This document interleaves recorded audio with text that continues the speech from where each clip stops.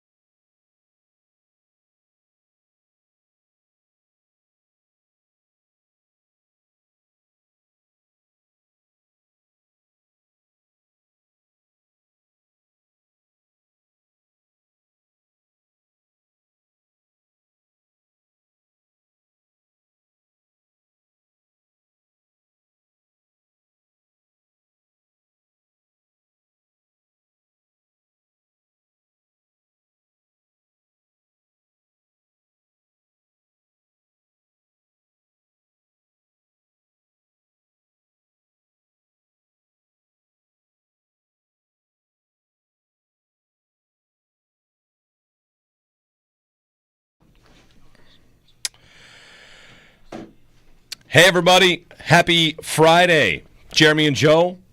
The weekend. The weekend. Almost. Yeah. It's 5,000 degrees in this room. Is it just me? No. Is it that I was up late last night? No. It is 1,000,000 degrees in here. Yeah. It's really hot in here. Odd. Anyway, happy Friday. Happy weekend. It tends to be like before 7 a.m. especially for some reason. It's like this part of the building hasn't woke. Or I don't even know. It's just this room. Whatever. I wish I'd got an iced coffee instead of a regular coffee. I can cool my core down here. Yeah, I'm wearing a linen shirt, so I made the right call. I'm not kidding. I do dress for this room in the morning. Like knowing it's going to be 81 degrees in this room for the first 2 hours of the show. Yeah, I'm dressing as though I'm doing the show outside in the heat of July, basically. Yeah. Outside would be nice. It's beautiful outside.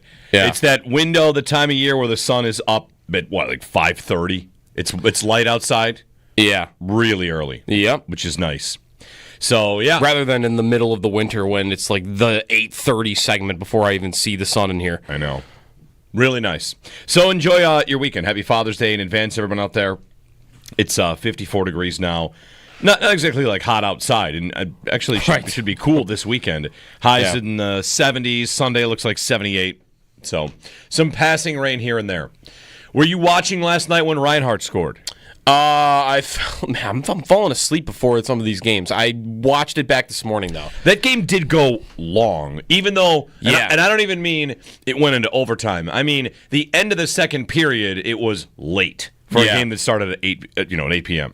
I think the reason, by the way, that is happening to me, do you have a streaming platform, or you don't have, do you have streaming or your cable? Streaming, yeah. Okay. Do you have a streaming platform where you can record, like DVR it or record it? Yeah. Because that's what I have. So these games at night, whether the NBA Finals, the NHL Finals, I will be, while I'm watching it, I will be recording it, knowing like maybe this is why it's happening to me. In my head, it's like it's okay if I fall asleep right here because I could just pick the game up from wherever I think I left off in the morning before the show, not look up what happened, which is what I would have done this morning, and go, oh, Reinhart at the end, like react to it as though I was watching it live. So I should have just said yes. Really the same. I was up when Reinhart scored. I did not see the overtime winner. I fell asleep at that point. I mean, three overtime games in a series. What are they doing to us? And one blowout. This one looked like it was going to be a blowout. You know, the thing about this series, this matchup, Florida and Edmonton, so they're tied at 2 games apiece. Mm-hmm. This goes back to last year, too. It is again, without trying to make it about arguing whether or not momentum is real, it is a momentum-proof series. Yeah. Because last year, Florida had a 3-0 lead, and it's over now. Oh, wait, Edmonton won 3 in a row, and then Florida won the 7th game. Last night, Florida's up 3 goals to none. 3-3. 4-3 Edmonton. I guess they had all the momentum. Reinhart scores 4-4. Okay, Florida's got it back, and then Edmonton wins in overtime. Yeah. So it is a momentum-proof matchup. You can never, and that probably comes down to you probably can't bury either one of these teams. You can't bury. No, they're too good. You definitely can't bury Edmonton, and Florida found that out. They're up 2-1 and 3-0 in the series. That's the kind of frozen moment in time we use on the Leafs after they lose a series. Mm-hmm. You had it. Yeah, it was there for you. Yeah, theirs was they were up 2-0 in the series and up 2-0 in Game 3. Yeah, and they lost it. And this was Florida up 2-1, and they're up 3-0. Right. If we're Sabres fans, if the Sabres are in that spot, up 2-1, up 3-0, we are coming in today devastated. Oh yeah, you were. We're looking. Pitchforks are out. Everyone's looking for somebody to go after. Yeah, because you were just made. It was right there for you. It really. I mean, that's another classic game last night.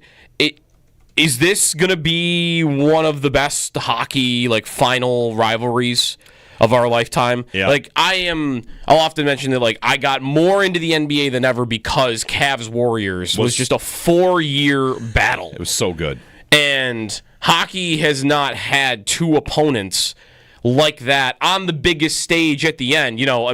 Again, some of these might be basketball examples, but go back to Celtics and Lakers in the 80s. Rivalries that become rivalries because you just meet in the finals. Yep. And this is only twice, but look at what these 2 teams have done through 11 games of finals action in the last year and a half, year and a month, basically. And I don't know that they would meet again next year or the year after, but maybe. I mean, I would take it. I would take it every day of the week to just see these. Just give me these 2 teams every year battling back and forth. It is how rivalries are supposed to form, instead of the league giving you a format where they guarantee 2 teams play in the second round. Right. This is how it's supposed to happen. Right. Yeah, if you're asking, where they're both on an equal playing field. Yep. Yeah. And they get to the same spot that's how Bills Chiefs has happened. Right. You get to the same spot, you meet in these moments all the time. That might be, I don't know if it's a rivalry for the Chiefs, whatever. But yeah, Panthers Oilers is they're 1 series away from it being a rivalry, right? I don't know if I would call it a rivalry right now, but I think you can get there. I think you could get there even if you're in opposite conferences. If you play in the finals, you get to a 3rd time playing each other. That's an all-time hockey rivalry. One good question would be, if the Oilers were to win this series and it's 1-1, and then they meet again next year, is it as intense? No, it's more intense. You think it's more intense? I think it's because it's like two heavyweight. It's Muhammad Ali and Joe Frazier, and Frazier wins the first one, and Ali wins the second one. That's and right. I'm not alive for that, but I'm imagining the hype for the 3rd one was unbelievable because they each had 1. This is like a winner go home game 3 almost. I guess the thing I wonder is is it bigger if one team is the team that wins? Like the Bills-Dolphins rivalry, where the Dolphins won for a decade. Mm-hmm. The Bills-Chiefs, why do they always involve the Bills losing? Where the Chiefs win all these games. If Florida won again and they meet a 3rd time, I don't know. I feel like as an independent observer, you might get a little bit more juice. The Cavs-Warriors was about how the Cavs were such underdogs, and then they got one. Right. The Warriors got the first one. The Cavs got the second one. That helped. That did help it a lot, right? Yeah. If the Cavs lose the second one And then we go to the third one. Yeah, the juice probably isn't quite the same. It still would have been pretty good, but I think it is better if it goes 1-1. I would sign finals. up right now for these two teams to play in next year's Cup final. They're great games. You'd be guaranteeing no Sabres in the finals, though, if you do that. You know what? I feel comfortable. you feel like that's a safe bet? I feel comfortable. Yes, I feel like I'm not picking up a lottery ticket on the street. Yeah, no, I would take this too. Also, how about Jeff Skinner leading the game in expected goals last night of any player? Have 79%. He almost had the OT winner. It would have been incredible. It would have been awesome if he had the OT winner. And did you see the camera angle from the behind the net or in the net of that sequence where it's Skinner and one of his line mates, I forget which one, are like trying to bang the puck in, and it's sitting there, and Bobrovsky's like out on top of his crease, and the puck goes off a guy's skate, off the post, then it hits someone's stick, then it hits a guy's toe, and then it finally falls under. Like, you can't believe this puck didn't go into the back of the net. So he was very close to getting the winner. But it's Draisaitl again. So Draisaitl, who has now 4 overtime goals, game-winning goals. 4. I think that's right. He's 2 in the series. Yeah. So, I saw that goal, and on the replay, of course, it gets deflected. So, yep. Is Bobrovsky mad, or is that to me that looks like, we'll ask you as a goalie, but that's a defender's laying down, trying to make a play because it's a little mini 2-on-1. There are other guys back checking it. It's a bit of a frantic play because who is it? Gaffer that passed it over to Draisaitl doesn't even probably mean to get it all the way to him. Right. The pass goes all the way across. Draisaitl finds himself with the puck, and it's not exactly a very it's kind sexy shot. Of a broken play, backhand shot, sort of shoveled at the net. Yeah. So I don't know that Bobrovsky'd be mad about it alone in and of itself as a goal, but I think in the moment you probably want to get that. Yeah. It goes through him a little bit. Even if it's deflected, you're still mad? Anything through you don't feel great about, regardless of deflection or, situational factors. Like anything that goes through a 5-hole, in between your elbows, that kind of goal is generally something that a goalie does not want to give up ever. Yeah. So I would say that he probably wants that one back. Considering the moment, it's not necessarily his fault, I don't think, but it's one you want to have that. Yeah, tough one for him. The Reinhart goal, man.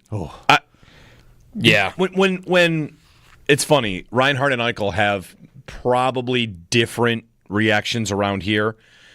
Mm-hmm. Well, I think Reinhart is a better approval rating. I agree. Still, I don't think there is as lot. much. I hope that guy loses as there is for Jack. I did go down the rabbit hole last night. All I did after Reinhart scored was I searched the phrase 2 marshmallows from I wrote it on our website, I want 2 marshmallows. The idea was the Sabres just drafted Reinhart. I want them to tank one more time for McDavid or Eichel. Okay. And all the pictures of Eichel and Reinhart together. I saw somebody with a picture of their kids. It's outside of Harbor Center, and there's Eichel and Reinhart on the sides of 2 young kids, and the kid's shirt says "The future starts now." It's so wild to see it. And Reinhart is different. And I think about him, I think the reason people think about him differently is because while, Jack's divorce from Buffalo was not friendly and it involved surgery and medical situations and really messy stuff, Reinhart's was just, they don't want to sign me long term. Mm-hmm. And I've had enough of it, so I'm going to leave. Right. And I think a lot of Sabres fans would say, yeah, that was kind of dumb, that they never were willing to pony up long-term for him, and he decided he wanted to leave. And he also got plenty of grief for how they played. He might not have had the best relationship with the media. Some of them were after him a bit. And to see him now, it's like watching... it's like when I watch my dog run full speed in a park. I think, yeah, look at that guy. Look at him go. Look at him. He's free, Mm-hmm. Did he get the benefit of that, though, with like how the relationship ended? Eichel had the long-term contract, so for him to get out, in the middle of it, like squarely in the middle of it. The only way that probably was going to happen was going to be an ugly one, right? If Reinhart was, if Jason Botterill did the right thing and had signed him to an 8-year contract in 2017, then okay, when Jack might want out, Reinhart's into year 3 of his contract instead of I've got 1 year left and I'm not even actually he was a restricted free agent, right? He didn't even have a contract. So, kind of a cleaner break. If he's in the middle of a giant contract, is it uglier? Because I could argue that it would be a lot uglier just based on what the contract would be. Probably. Like he might have to make it ugly to get out. Whereas he couldn't do the thing that he could have done at the end, which was I'll sign the 1 year contract with you, but I'm not tied here. I'm not tied to this long term, and I could be a UFA in a year. Like, frankly, I'm gonna go do that. Whereas if he's got 5 years left on the contract, you can't say that to the team. Yeah, that's right.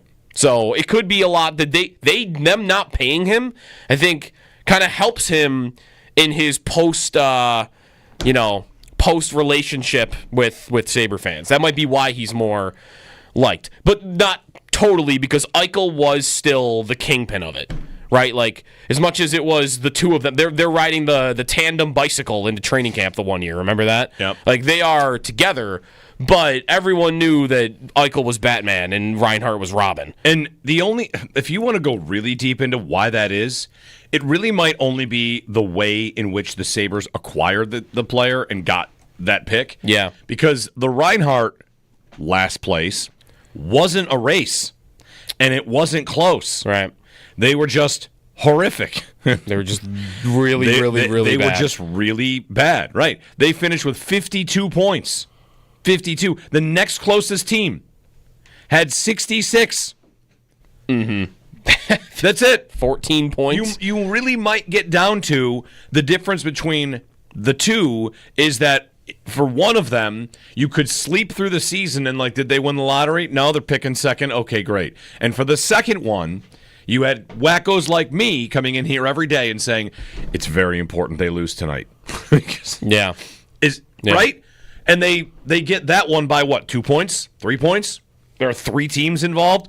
There's a lottery where had they won it, it would have been a big deal, as opposed to the Reinhart lottery. That's Ekblad and Reinhart and Draisaitl, by the way, and Bennett. But it's not even just that it's Eichel and Reinhart. It's that Draisaitl and McDavid are that year, and so is Ekblad, and so is Bennett. Everybody around. Yeah. That one was much less whatever.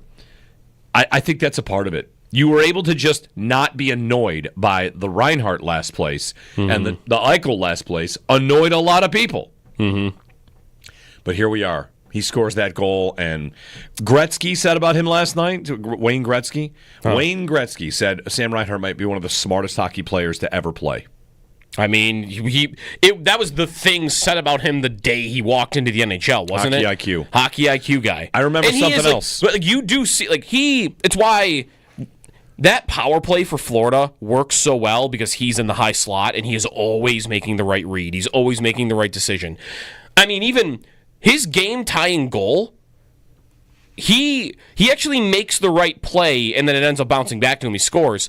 But how many guys there, they might score anyway, but how many guys there would get the puck off that cross-ice pass and would just rip it right into the goaltender? Whereas the play he makes, where he has the mindset to see Tkachuk is in the slot, and instead of me ripping this from this angle, if I just tee this up for him, then that's a better scoring chance. He already has seen that, mapped that out in his mind before that puck has even arrived. And then it goes off Tkachuk's skate and back to him, and he ends up scoring. So the play he's trying to make, he gets fortunate, I guess, that it comes back to him. But that's one even there where, he's making a pass to that slot that I bet less than 5% of players in the league would make. He's definitely one of the smartest players in the league. Ever, I think. I don't know. I don't have a ranking ready to go of who's the smartest NHL player ever, but people would say Gretzky, right? Probably he's one of them. And here's Gretzky saying, "Yeah, him. Yeah, he's one of them." I remember one other famous, not exactly as famous as Wayne Gretzky saying it, but I remember Kevin Devine with the Sabres at the time, talking about Reinhart maybe that draft year before they drafted him, saying he's a playmaker that's as good at right now, like at the junior level, as good a playmaker as Sidney Crosby. That's what he said. Maybe he was as good a passer as Sidney Crosby, something like that.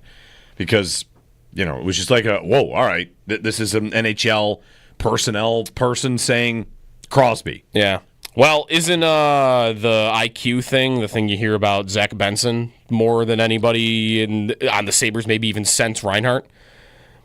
It's how he made the team, right? It's 100% how he made the team. And listen, there are not, I'm not saying Benson's going to become Reinhart and score 57 goals one day. Who will he do it for? Sorry. Go ahead. Continue. I'm sorry. But Reinhart wasn't even in the league yet. Remember, he showed up and played his 9 games for the Sabres in the tank season. So after he gets drafted, and he doesn't do anything, and he gets sent down. Clearly wasn't ready, so he goes back down. And even, I remember him early on. His shot wasn't really there. It's definitely better than what Benson's is right now, but I was looking at a stat the other day from Evolving Hockey, EVD, which is how they try to individualize defense in the league, and who are the best defenders. Reinhart's number 1 in the league among forwards this season, and Benson was 7th among all forwards. Then you look at the Selke voting, and Reinhart finished 2nd.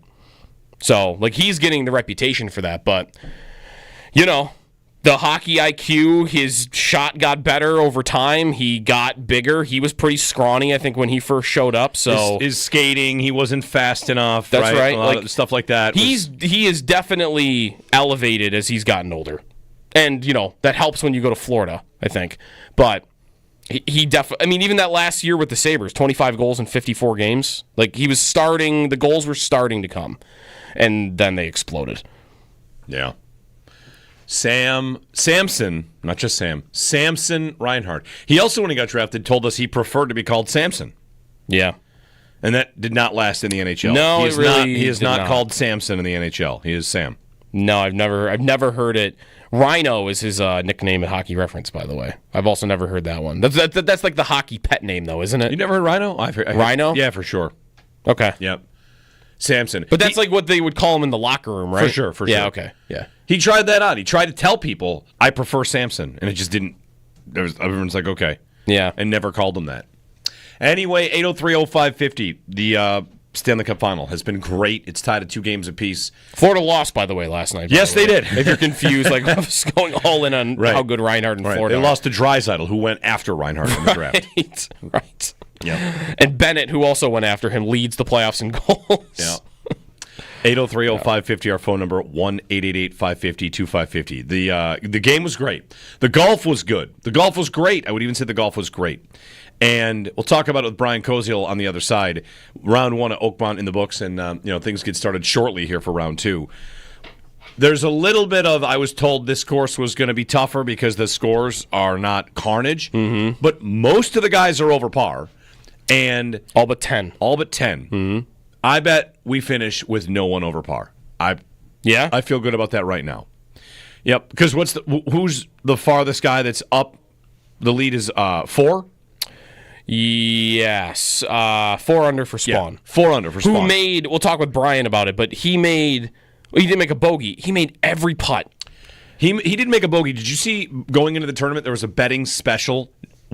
Any player to go bogey-free in an 18 holes? No, I hadn't seen that. And it was a good return, and Spawn did it. Yeah. But the thing about this tournament and this course is, okay, so he's 4 under. Let me tell you, there are more than 4 bogeys waiting for him out there. Mm-hmm. And the number of birdies there are, as the course gets tougher and tougher, it's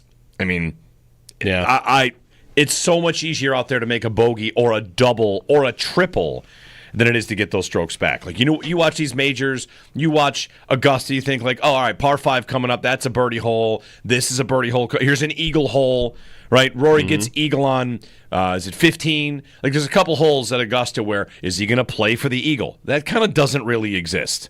So you have so many more opportunities to lose strokes than to gain strokes that the fact that only 10 players are under par, I think, is an indication that it's not going to be a tournament where the score continues to creep lower. I would bet it creeps higher. We'll get Brian's thoughts on that. Brooks Koepka in the mix. All the other big names kind of... Bryson's 3 over. Yep, Scheffler's 3 over. Rory's 4 over and slammed a club yesterday. He blew up, Rory. Where did Lowry end up? Because he threw a rake. Lowry shot he was 9 over. What's the high number? What was the high number for the day? I didn't see that yet. The worst score? The high score for the day. George, here you go, getting some airtime. George DeManny. Okay. He shot an 86. Woo! That is 16 over par.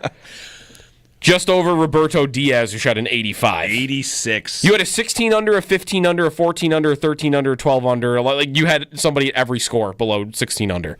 So it wasn't like over par. Sorry, who was the guy at the PGA who shot like a 91? Oh, I forget. I forgot who it was, but it was like him at the bottom, and then like a 10-stroke gap, and then the next guy. Yeah. This was like, oh, this guy shot an 86, but he's not alone. Like he's got a lot of company down there in the mid 80s. All right, 803-0550. Brian Koziel, when we return, we'll chat about the U.S. Open as we head to round 2 and get to Sal at 7 as well. Bills wrap minicamp. Max Hairston missed practice, not thought to be serious. Brandon Bean updating everybody on health, and it looks like everything's good. So now the wait until we start training camp in about 5-6 weeks. Jeremy and Joe, give us a ring. It's a Friday, free-for-all Friday. Give us a call on literally anything. And we'll recap our party at Wayland last night, which was great. Thanks again to everybody that came. Thanks to Wayland for putting on a great party like they always do. Watch the game there. It's a good time. Got great weather. Great friends, great times. 803-0550 on WGR.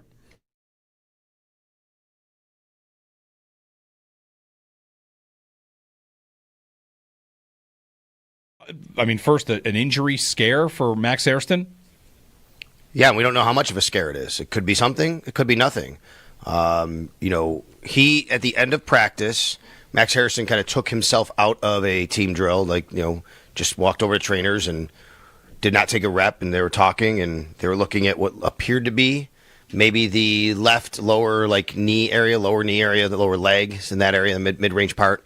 And head trainer Nate Bresky, head athletic trainer Nate Bresky and him were talking, and Nate was kind of pointing to something down there and looking, and he was walking, and he never was being helped anywhere. He was walking on his own power, which is good news, but he was explaining something as they walked together. Right when that happened, the horn blew to end practice. It was scheduled horn blow. It wasn't like, okay, Max Hairston's hurt, we're going to end practice, right? Right. It was the timing of it. It was literally right at 2:30, I would say, because that's when they ended. And he and they talked for a little while as everybody started coming in, and they came in a little bit after them, but together and walked in together. So what does that mean? We'll find out today as far as if he's out there or not. A lot of times, now I would say this, we could get out there today. They practice at 11.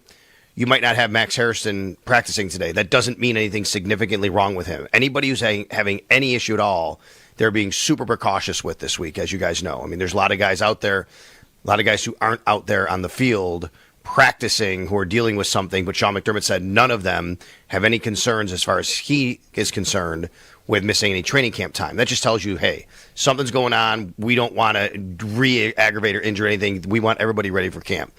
So it's possible we don't see Max Hairston today. I think we're going to hear maybe from Brandon Bean after practice. So either way, that'd be a good chance to ask him a little bit about that. But we'll see where this goes, I guess. And, we're going to be waiting on that.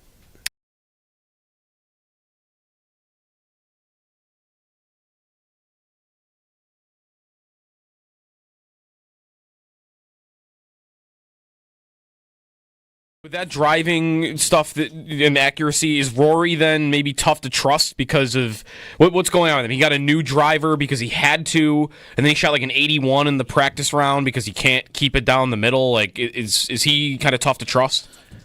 Yeah, I wouldn't trust McIlroy this week.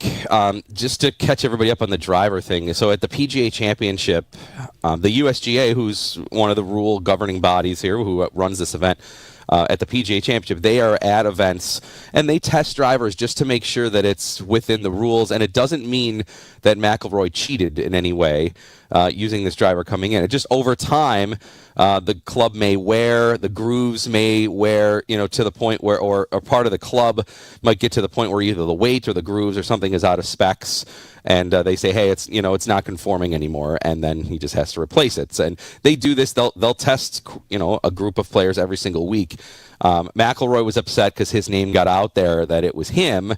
And it's supposed to be confidential because it's not, because instantly the public would jump to, he cheated at the Masters if he used that driver, which is not the case. Again, it could have just been he's hit 14,000 golf balls with that driver, and maybe the face has worn enough on it to the point where they would deem it to be non-conforming, and he has to change. So he has gone back. He used a new tailor-made model. That's the one that he's got a business agreement with, and he's been struggling with it. He went back to an older version of a tailor-made driver that was the exact same model that he used at the Masters. It's obviously just a new version of it so that it can be within the rules. Yeah, I read that you can have a driver that's conforming when you tee off, and by the time your round's over, it does not conform. Like the changes can happen kind of that quickly from the impacts.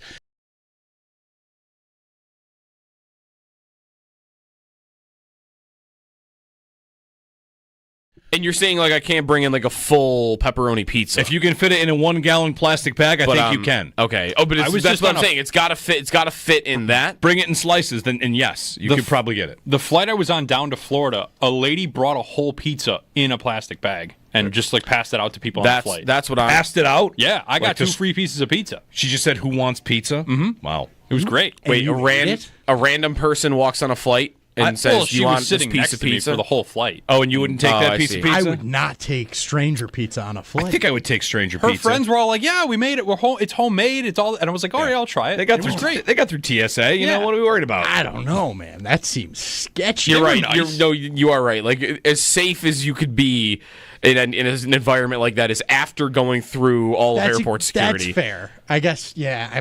But you're right. My instinct was I'm good. Thank you. I think I would be like, I'll kindly pass on the stranger. I don't know how good this person is at making pizza. Maybe it's the first time they did it and they screwed something up with the dough. It's gonna make me sick. I don't know. Right.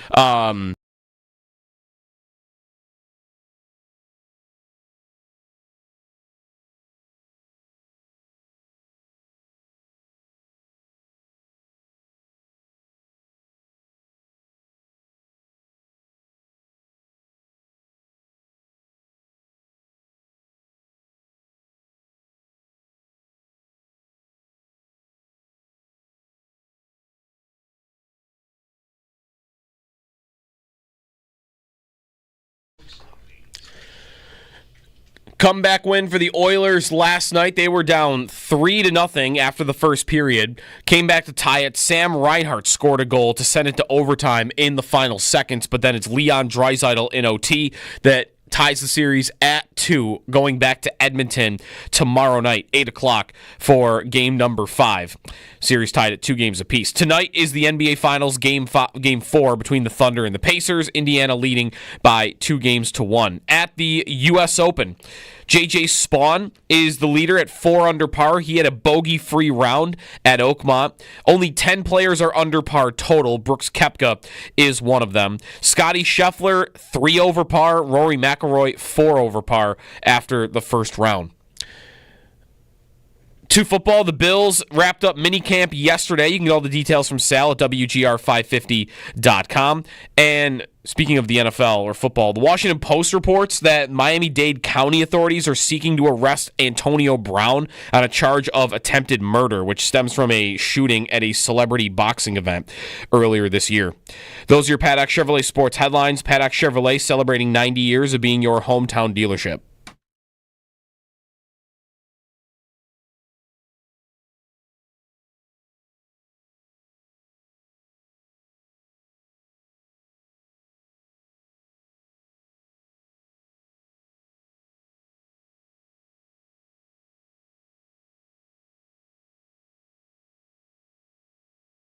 At the 4th, Patrick Reed at his 2nd from 286 yards away.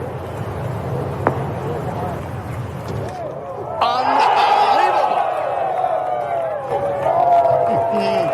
He doesn't even know Then he dunked it now. Yep. A 2, Patrick. Boy, talk about a rare one. 4th albatross in U.S. Open history since they really started keeping records. I mean, since they started keeping records. What do you think guys in the 30s were smoking wooden clubs 250 yards? Right. That's a good point. Maybe they were. I don't know. I mean, how far did they hit it back then? Not 392 like Rory did the other day. He hit 392, yeah. Brian Koziel, in just one moment, want to get a thought in. Jeff in Welland here has called in. Hey, Jeff, good morning. Hey, how are you? Good. Good. No, I was just thinking, I was listening to you guys when you were talking about comparing Reinhart and Eichel. And I think with Reinhart nobody didn't like him because he didn't cause like a turmoil like Eichel did. But I think the big thing with Eichel is that I think a lot of people had resentment because, let's be realistic, we should have ended up with McDavid that year. Yeah, I mean, I don't know. Anyone that says anyone that says you should have thinks that you should win something that has a 20% chance of happening. And also, did it feel like anybody was thinking that in the 6 years he was here or whatever it was? Maybe. No, I agree with you. Yeah. But I do agree with you when you made the Benson comment, though. There are elements of Reinhart in Benson. I don't think he'll ever be able to shoot like Reinhart can, but I think there are elements of it. Brian Koziel on the Western Hotline. Good morning, Brian. Gentlemen, good morning. Happy Friday. Were you watching when Reinhart scored that goal last night? Yeah. He's had a tremendous, 3-year run now with Florida. Yeah. He really has. Put all together the regular season. Yeah, it's been great. We kind of opened up talking about how there seems to be a lot less resentment for him. There's probably a number of factors in there, but he scores an incredible goal for them. A big goal, and they go to overtime but ultimately lose. Now it's 2-2. So, Brian, the U.S. Open here. Round one, we saw maybe a lower score than anticipated, but only 10 guys under par, as the number seems like it's not that far off. I think it's playing exactly maybe how they would want it to be, and just even how I would want it to be. I think we know this is the tournament that they would love the winning score to come in at even par, and for 10 players out of a field of, what do we got here, 156, I think that's about right. And then, today, at least half of those guys are going to shoot over par and put themselves back, so you'll probably have maybe even a few less. So I think it's playing fine. I don't think I heard anybody, correct me if I'm wrong on this, I don't think I heard any player come off yesterday and complain about something being unfair or unjust like maybe we have had, a decade ago in this event. So I guess overall the course is playing really hard and really challenging, but nobody is saying that it's unfair or that something is tricked out to the point that they're not being rewarded for shots. What I liked yesterday, even though it did play hard and we saw a lot of bogeys and double bogeys, was that there were some birdie opportunities out there. Guys were making some birdies, so we did see at least a little swing in the leaderboard. Even though maybe you got to +3, you were able to get it back to even, or vice versa. It could have flipped the other way for you. So it's not impossible to make a birdie, and that's always all I ever ask for in this U.S. Open is look, if someone does hit a great shot, they should have a chance to make a birdie, or at least get a chance to get a stroke back. It's tougher sometimes in these events where they set it up where it's almost impossible to make a birdie, and then there isn't that rapid fluctuation in the leaderboard like we love so much with some of the other majors. So I loved how it played on day one. I also feel like, I want to say, anytime when you see a shot that looks like it's 10 feet from the flag and rolls 100 yards away, I think there might be, and I understand this course is set up to be tough, that there might be a knee-jerk reaction to say, wow, they're not rewarding great shots. But the reality is that these players would know where they can and can't miss. And if you miss to the right side of a flag that you can't miss right and it rolls 100 yards away, that might be hard to execute to get it on the correct spot, but that's coming. So sometimes I think, Brian, it can look a lot worse than it is in terms of how it's randomly punitive, when in reality it is exactly the challenge it's supposed to be.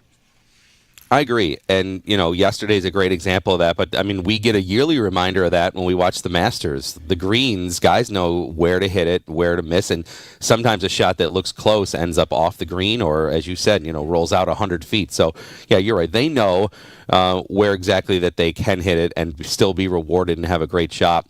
One thing that can be challenging about this course, And just from being there a couple of times from previous U.S. Opens, the slope of just the Pittsburgh area, there's gravity and there's different slope because it is such a hilly area that the greens sometimes look a little flatter than what they are. So it can be a little more confusing or challenging at times. But what I found to be interesting is that there isn't a lot of golf courses that have a lot of greens that are actually sometimes pitched from front to back. A lot of courses have it where, it is pitched, it's a little lower in the front and then it's a little higher in the back, I guess, elevation-wise, to make sense with that.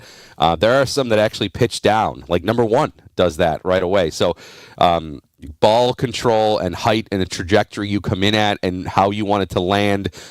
If it's a front pin on a hole like number 1, you might have to land it in front of the green even. But they do have all these runoff areas, and it's firm. So it's not like you can't play it in front of the green if you feel like you need to. So I think the players, I'm sure, are aware of those holes that they can do that or holes that they can't. So, but it's a little different than some of most of the traditional golf courses that any of us would play. Usually if there's any sort of elevation or pitch to the green, it's always from that lower in the front, higher in the back. There's some of the greens that are a little bit different in that capacity here. How about the leader, Brian? J.J. Spawn, who is been in contention. You might have seen him at the Players' Championship if you watch golf enough. How capable do you think he is of being toe-to-toe, beginning to end, at least contender? Like, he's not out of nowhere guy that you would expect, he'll fall off. But would you give his chances of kind of going through the whole 4 rounds as the leader here? I'd still say it's lower than maybe the average leader, just because we haven't seen him close the deal. If this was Saturday, I'd say, okay, he's already through 2. But, he's still got a whole another 3 rounds to get through. But, you're right. His moment of the year was at the Players when he actually had a putt to win on 18, if you remember, to beat McIlroy by 1. And he ended up just missing that putt and then went to a playoff, and Rory really took it to him in that playoff. But, he's ranked 25th in the world. So he's had a good year, and on paper, if anybody was ranked 25th in the world and they won a major, I don't think anybody would scoff at that. So I guess I'd say he's earned being in this discussion, and I like he seems like he's just kind of got such a low-key kind of chill mentality, which you need in an event like this where you're going to struggle, and it's a grind over 72 holes. So overall, I got to think that, he has to feel good about where he's at. I don't know if I would predict that he's going to go on and win, but I'm not rooting for him to go away. I think he's kind of an interesting character to listen to. But on paper, from what he's done over the last year of golf, I guess we shouldn't say it's too much of a surprise. Brian Koziel on the Wester Hotline as we recap round 1 of the U.S. Open. So, Brian, what will happen the next couple days? Like weather, conditions, that was a part of yesterday as well. It was said to be ideal conditions, and that probably won't hold up throughout the entire tournament? Yeah, it's supposed to get, in terms of rain, that could come into the forecast a little bit. I know this morning and into today, I think it's just going to be a cloudy day in Pittsburgh. 83 is what they have at the moment. But into the weekend, higher chances of rain, which, again, I don't know if that would make it any more difficult, other than the fact that maybe if your ball's in the rough and it's wet, it could be a little tougher to get it out. But fairways then become softer, greens become softer. Overall, I think as long as there isn't massive delays, players would be okay with softer conditions because that allows them to control the ball a little bit more. So I think I don't feel like I've read anything that's going to be causing play maybe to be delayed. If we get any rain over the course of the weekend, I think it's just going to be things that guys are going to have to play through. How do you feel about Koepka's chances also right now at 2 under? I'm trying to remember the last time he would have been in contention at a major, but it does feel like once a year at least, Brian, he's there right to the end. Yeah, and he said that he feels a little bit better. He's been working with his coach and said that he had to make a change with something, and it looks like he's got it figured out. We haven't really seen Koepka be a serious major threat in the majors, the last handful of them. But for him to miss cuts in a major. That's surprising. Like both of his cuts, or both majors this year, he's missed the cut. That's surprising because, as you said, he normally seems to be a guy that can show us up. He loves the majors. He's the one that was quoted by saying, there's only 5 or 10 players that really can win this week in a major, of course, because he thinks half of them can't deal with the pressure, the other half of them maybe won't have their best game, and he loves playing in events like this. He's a bull. He's set up perfectly for an event. That's why all his majors are U.S. Opens and PGA Championships. Those are the harder, grinding sort of setups. So he seems to really, really be thriving in these sort of areas. I mean, he's got 5 career majors, so it's a Hall of Fame career already. Not a surprise if he's in contention. It has been longer than I thought, though. You're right. Like, I'm thinking of the Masters where he was the leader going into Sunday and Rahm ends up winning. But that's 10 majors ago now. You're right. Like, the last 6... He wins the PGA right after that, and then you've got 6 majors in a row where he really hasn't been close. So I guess it has been a minute for Koepka. Yeah, his round yesterday in terms of strokes gain and under par was his best major round since Oak Hill round 2, where he actually won. Yeah, of course, we know went on to win. So extended tee to green this week, Brian. You guys are out at Pendleton Creek. Yeah, Saturday morning, 7 to 9 at Pendleton Creek, and we'll be having a lot on the U.S. Open and. Our good buddy Jeff Meadis, our PGA Pro expert, going to tell us how to handle hitting out a thick rough and how to putt on fast greens. So we'll talk a lot about that. We're looking forward to it. I can tell you how to hit a thick rough. First, you fluff the ball up a lot out of the top of it, and then All right, thanks, Brian. Enjoy the tournament, and Happy Father's Day to you. Thank you. Happy Father's Day to you and all the dads out there. Brian Koziel on the Western Hotline, ahead of round 2. Round 2, what do we got here? We're going to get it on the TV? On the tube? Yes. I heard Shope and Bulldog were fighting yesterday about control of the television. What was happening? In here? Yeah. Oh, and what's going on? Okay, no, wait. So I didn't respond because I didn't see it until 50 minutes after, but Mike did text me at 5:29, is there a device in the studio that makes Peacock available? Okay. So and it was a few minutes later, he said, never mind, we got it. I did get a Bulldog report on this the second he walked in the door when we got home before we went out to Wayland. Apparently, there were some struggles getting it to switch inputs. Oh, right. There was a remote issue. And Mike didn't believe my dad could get it to work. Mike bet my dad. My dad figured it out. And $10 into my dad's Venmo What a account. bet! I bet you can't get it up. I know. You can't get it up. I know, but yeah, Mike was like, "You're not gonna. The Peacock's missing. It's not gonna happen. You're not gonna get it." My dad, my dad. He's not gonna let that go. He got it done. He would have torn that TV off the wall. Because there wouldn't be, like for me, it's easy, but there's not it's not an input button.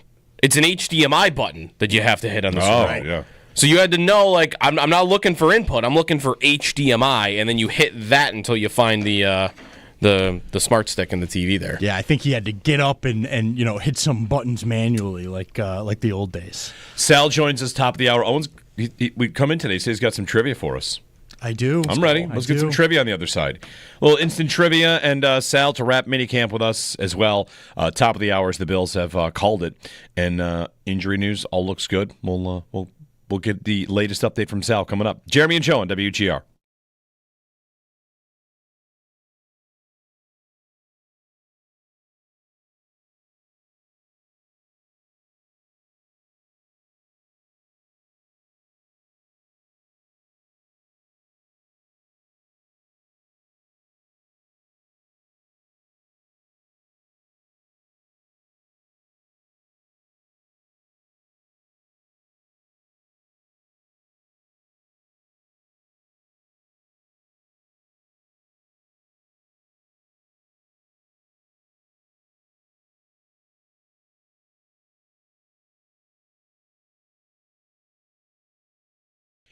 The thing about this series, this matchup, Florida and Edmonton, so they're tied at 2 games apiece.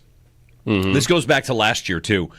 It is without trying to make it about arguing whether or not momentum is real, it is a momentum-proof series.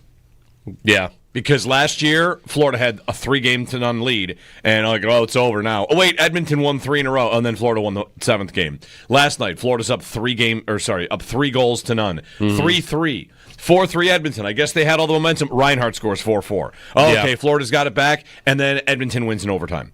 Yeah. So it is a momentum-proof matchup. You can never, and that probably comes down to you probably can't bury either one of these teams. You can't. No, they're too good. You definitely can't bury Edmonton, and Florida found that out. They're up 2-1 and 3-0 in the series. That's the kind of frozen moment in time we use on the Leafs after they lose a series. Mm-hmm. You had it. Yeah, it was there for you. Yeah, theirs was they were up 2-0 in the series and up 2-0 in Game 3. Yeah, and they lost it. And this was Florida up 2-1, and they're up 3-0. Right. If we're Sabres fans, if the Sabres are in that spot, up 2-1, up 3-0, we are coming in today devastated. Oh yeah, you were. We're looking. Pitchforks are out. Everyone's looking for somebody to go after. Yeah, because you were just made. It was right there for you. It really. I mean, that's another classic game last night. Is this going to be one of the best hockey final rivalries of our lifetime? Yeah. I'll often mention that I got more into the NBA than ever because Cavs Warriors was just a 4-year battle. It was so good. And hockey has not had two opponents like that on the biggest stage at the end. Again, some of these might be basketball examples, but go back to Celtics and Lakers in the 80s. Rivalries that become rivalries because you just meet in the finals. Yep. And this is only twice, but look at what these two teams have done through 11 games of finals action in the last year and a half, year and a month, basically.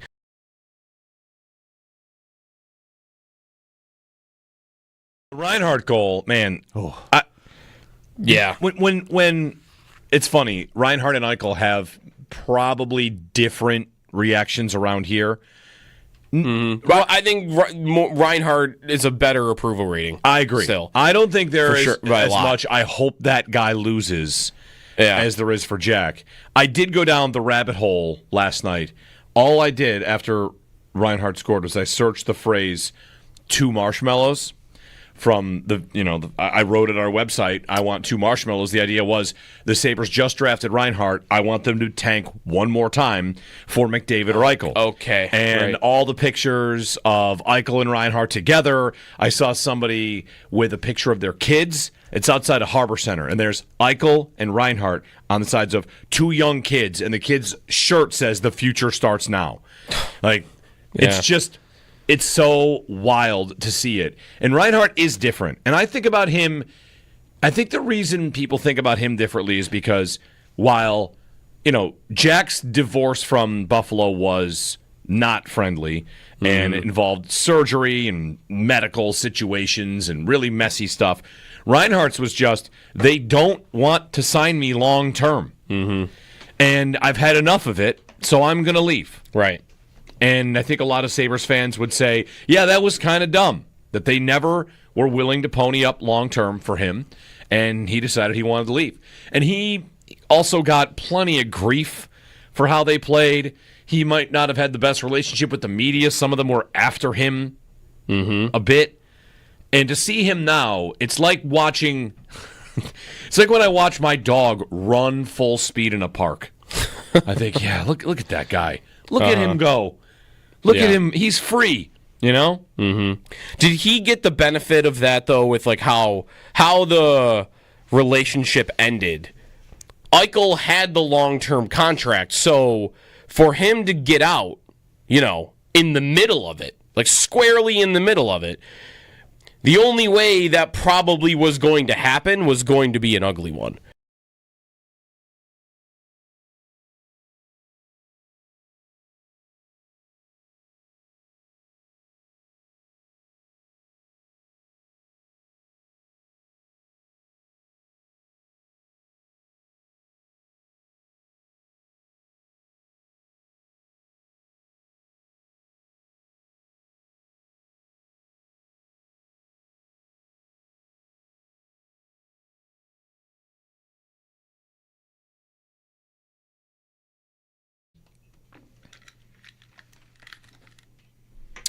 All right, so Mr. Owen has put together an instant trivia for us. Yes, so the Edmonton Oilers are trying to add themselves to this list. It is the last 5 Stanley Cup champions to have more than one goalie start for them in the playoffs. Oh. Ooh, I like that. In the playoffs. In the playoffs. Okay. So, okay, right. The team I was just thinking of didn't win it. Philly when they played the Sabres with like 7 different goaltenders. Yeah, they got to the Cup final. Boucher and Leighton. Michael Leighton. And Bobrovsky started that series. Is that right? Or is that's not a Marty year? No, Marty got to the Eastern Conference final. Bobrovsky was game 1 and then pulled in game 2. I don't think he came back in. And then it was between Boucher and Leighton. No, it doesn't matter. They didn't win. Started different goalies. Did the Bruins start Rask and Thomas when they won? I feel like that's a yes. Bruins. That is outside the last 5 to do it. Oh, the last So 5. last Okay. 5, most recent 5. Okay. And that's 2011? So, right, yeah. So they're all more recent than that? Yeah, all of them more recent than that. That's happening pretty often then. Yeah. All right. Did Florida get a start out of like... They didn't... Who was Dreger started the playoffs. Someone got hot down the stretch. I think it was Lyon. They went to the final that year. They And lost? did not win it. Okay. And then last year, Bobrovsky started every game. Okay. All right. Did Vegas start a bunch of goalies? Vegas. Vegas. They had 4 that started for them. Aiden Quick, Hill. Thompson, and Brossois. Wow. Yeah. Wow. All That's right. wild. Vegas is one. Colorado. Nope, that was Kemper the whole way. Okay. Look at you dropping goalie trivia on us. He's like, here's a question I would know the answers to. I didn't have to do any research for this either. This was all off the dome. What about... Was one of the Pittsburgh Cups both Fleury and Matt Murray? Yes. And that's The correct. first one? Well, not the first one. I guess their second one. The second of the 16. 16 Correct. or 17? 16. Okay. All right. How about Washington? Correct. Holtby and Grubauer. Grubauer Grubauer. started the playoffs for them that year, and Holtby came in. Okay. How many more we have? We got 2 more. The Blues? Nope, that was Binnington That was the whole way Binnington. through. That's unfortunate. Chicago, I don't think is... I don't... Could Chicago... No, Tampa won back-to-back cups. Crawford. Could Tampa have been... unless Vasilevsky got hurt, they're never taking Vasilevsky out. Oh, but is there a Vasilevsky Ben Bishop combo? No, all Vasilevsky for their Okay. cup runs. 2 in a row. Okay. We're back to like the Blackhawks with Corey Crawford and somebody. Blackhawks is Anze correct. Crawford. No. What's that guy's name? Antti Niemi? Yes. Scott Darling. Oh, of course. Scott 15. Darling. Everybody knows him. Niemi, I think, is the starter for the first cup. That's before correct. Crawford gets there. Yeah, Right, okay. 15 was Darling and Crawford. And there's one more. I'll give you a hint. You've already named this team. Colorado? Nope. You said 2 years of one team. LA? Well, then it's Pittsburgh. Pittsburgh, both Oh, years. the other Pittsburgh? Fleury started, and the 1 year, I think 17, Fleury got hurt. Second year, Murray just came in and played better than Fleury. Yeah. Okay. All right. There you go. There's your 5. Instant trivia. Edmonton trying to do that. We this did. year. I think we also got. Did we get 6? Because Thomas and Rask. Thomas and Rask, yeah. I mean, if you want to go Yeah, all the you way go back one- to one more back, there you you want go. to go further back and go to Carolina. I mean, no, we don't need to do that. That's probably right. That's probably right. Okay, Sal Capaccio on the other side. We'll wrap minicamp. The update on Max Hairston, who missed practice. What Brandon Bean had to say about the Bills and their injury issues or lack of injury issues heading to training camp, which is the next stop. Next stop, training camp. Sal wraps minicamp next.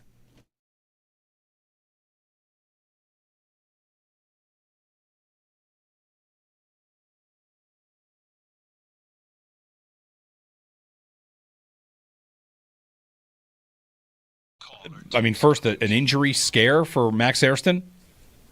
Yeah, and we don't know how much of a scare it is. It could be something. It could be nothing. He, at the end of practice, Max Harrison kind of took himself out of a team drill, just walked over to trainers and did not take a rep, and they were talking, and they were looking at what appeared to be maybe the left lower knee area, the lower legs in that area, the mid-range part.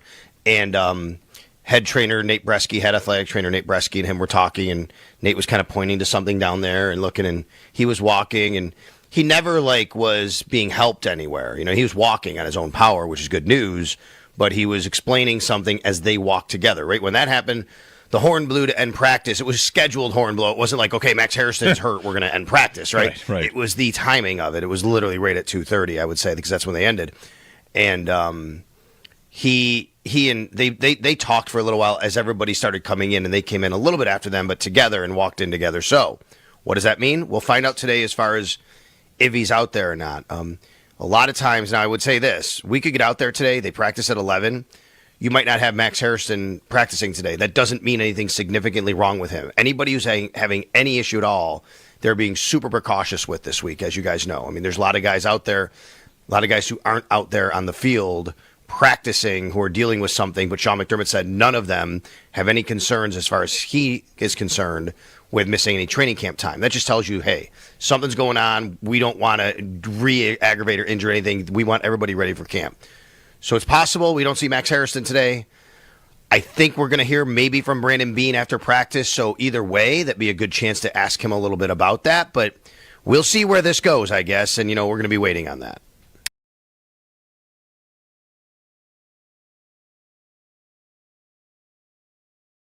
The Reinhart goal, man.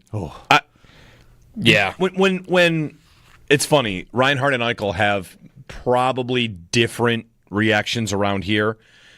Mm-hmm. Well, I think Reinhart is a better approval rating. I agree. Still, I don't think there is as much. I hope that guy loses as there is for Jack. I did go down the rabbit hole last night. All I did after Reinhart scored was I searched the phrase "two marshmallows." From I wrote it on our website, I want 2 marshmallows. The idea was the Sabres just drafted Reinhart. I want them to tank one more time for McDavid or Eichel. Okay. And all the pictures of Eichel and Reinhart together. I saw somebody with a picture of their kids. It's outside of Harbor Center, and there's Eichel and Reinhart on the sides of 2 young kids, and the kid's shirt says "The future starts now." It's just... It's so wild to see it. And Reinhart is different. And I think about him, I think the reason people think about him differently is because while, Jack's divorce from Buffalo was not friendly and it involved surgery and medical situations and really messy stuff, Reinhart's was just, they don't want to sign me long term. Mm-hmm. And I've had enough of it, so I'm going to leave. Right. And I think a lot of Sabres fans would say, yeah, that was kind of dumb, that they never were willing to pony up long-term for him, and he decided he wanted to leave. And he also got plenty of grief for how they played. He might not have had the best relationship with the media. Some of them were after him a bit. And to see him now, it's like watching... it's like when I watch my dog run full speed in a park. I think, yeah, look at that guy. Look at him go. Look at him. He's free, Mm-hmm. Did he get the benefit of that, though, with how the relationship ended? Eichel had the long-term contract, so for him to get out, in the middle of it, squarely in the middle of it, the only way that probably was going to happen was going to be an ugly one.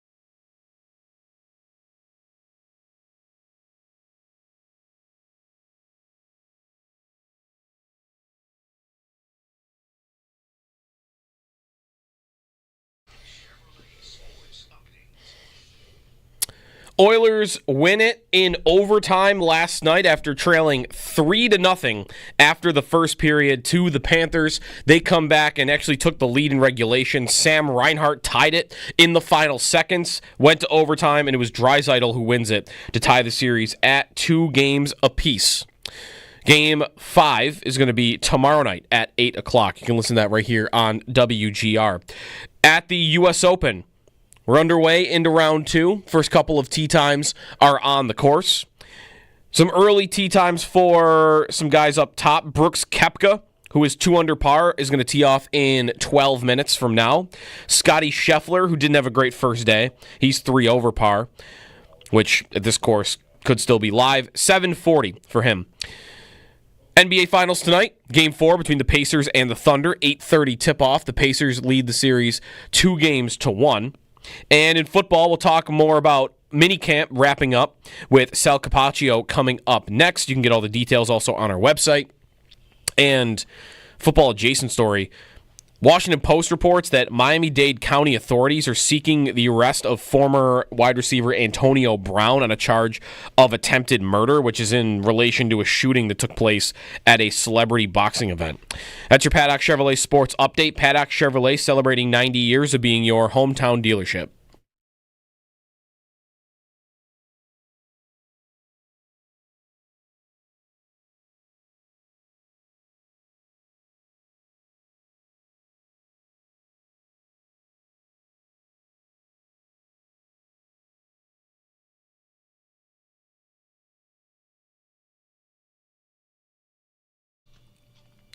Sal Capaccio will join us here on the Western Hotline. Next stop, training camp. Minicamp wraps for the Buffalo Bills. And we'll talk about it with Sal. Things we learned, things we wonder about going to the next stage when the season effectively begins. Training camp, we really get going in full force. Late July. We've not seen camp dates yet officially from the Bills. That's probably soon, Sal? Is that like a couple days after minicamp wraps they announced that? I mean, I feel like in the next couple days we should get that. You're so funny, Jeremy. I'm the kind of person who I literally go back. I save all. Are you a saver of emails? I save emails. And I go back and I have like every Bills like media release email for like the last 10 years. And someone will say, hey, when did they announce this last year? Oh, let me check when they announced it last year. And I'll go into my emails and I'll look.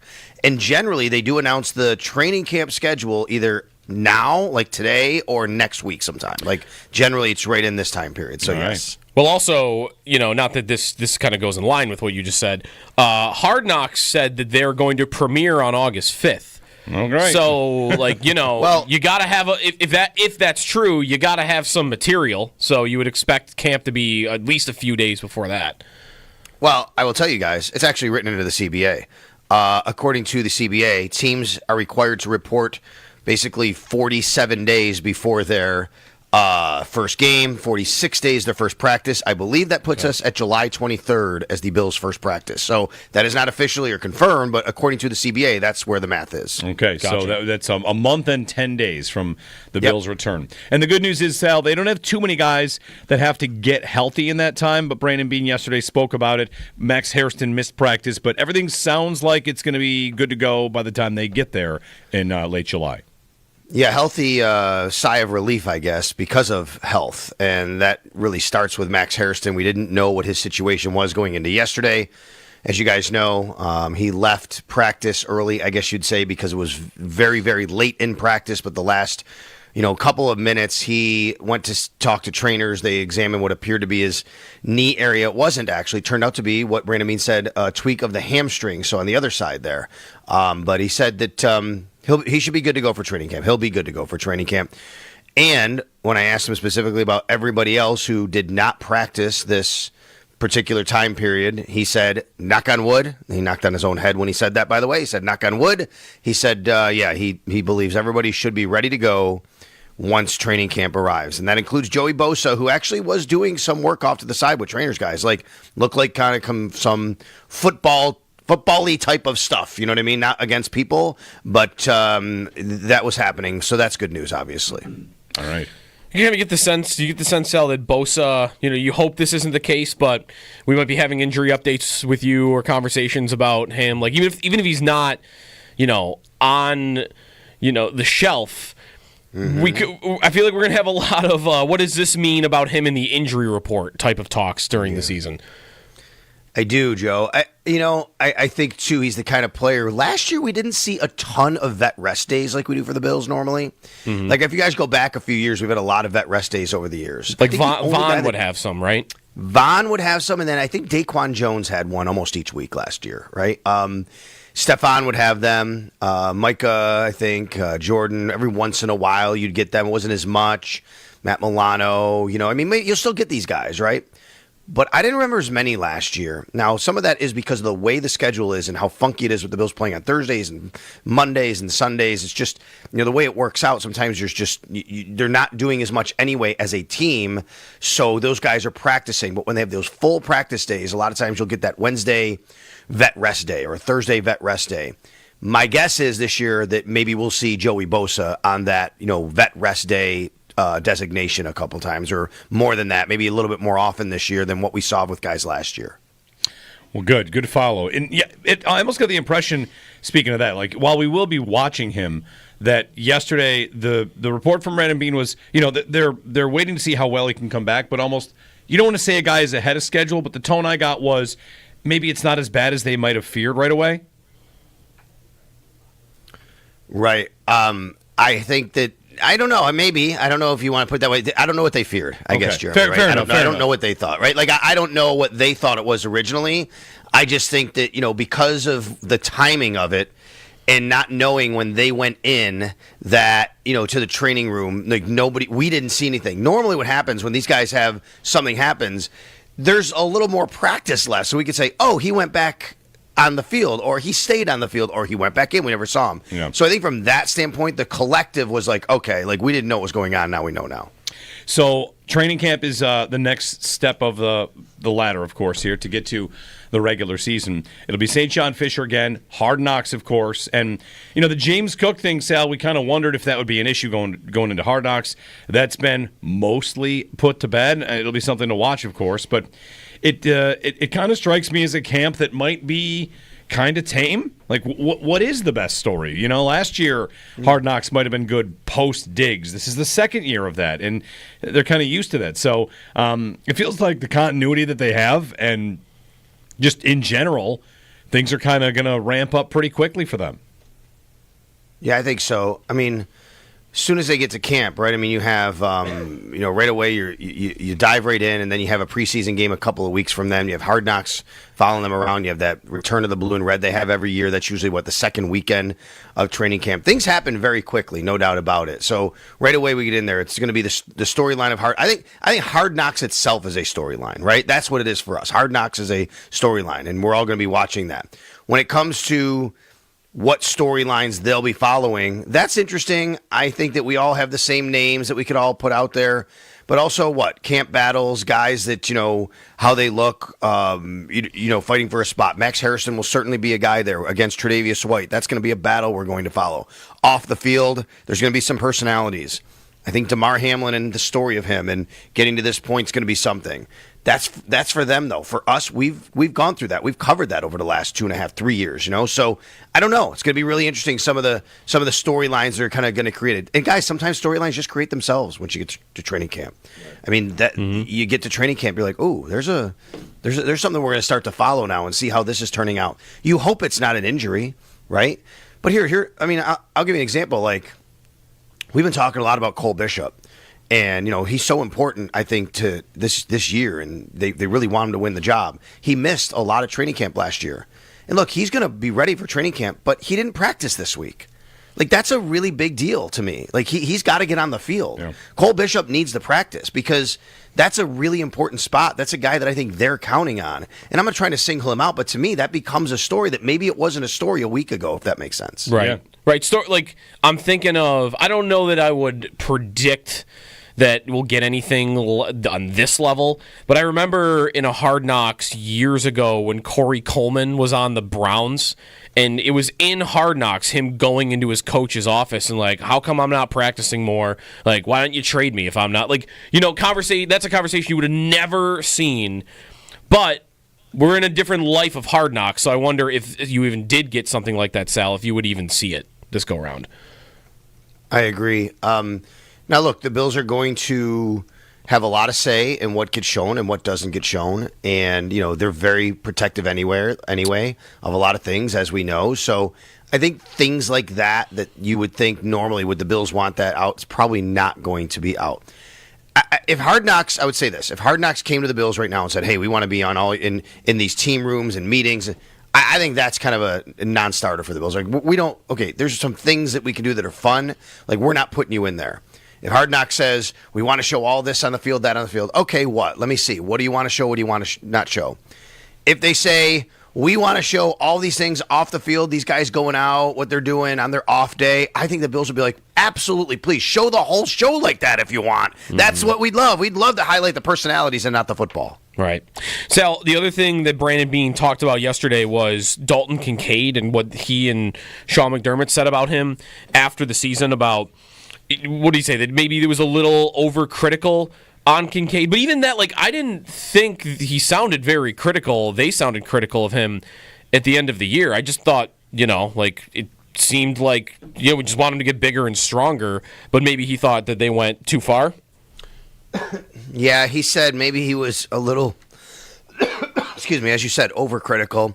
He said it wasn't trying to be, but what he was trying to get across, what he said was, hey, the people you're going against, you have to get big. You have to be well armed. You have to be well armed to make sure, because of the type of players you're going against and the type of season it is and how grueling it is.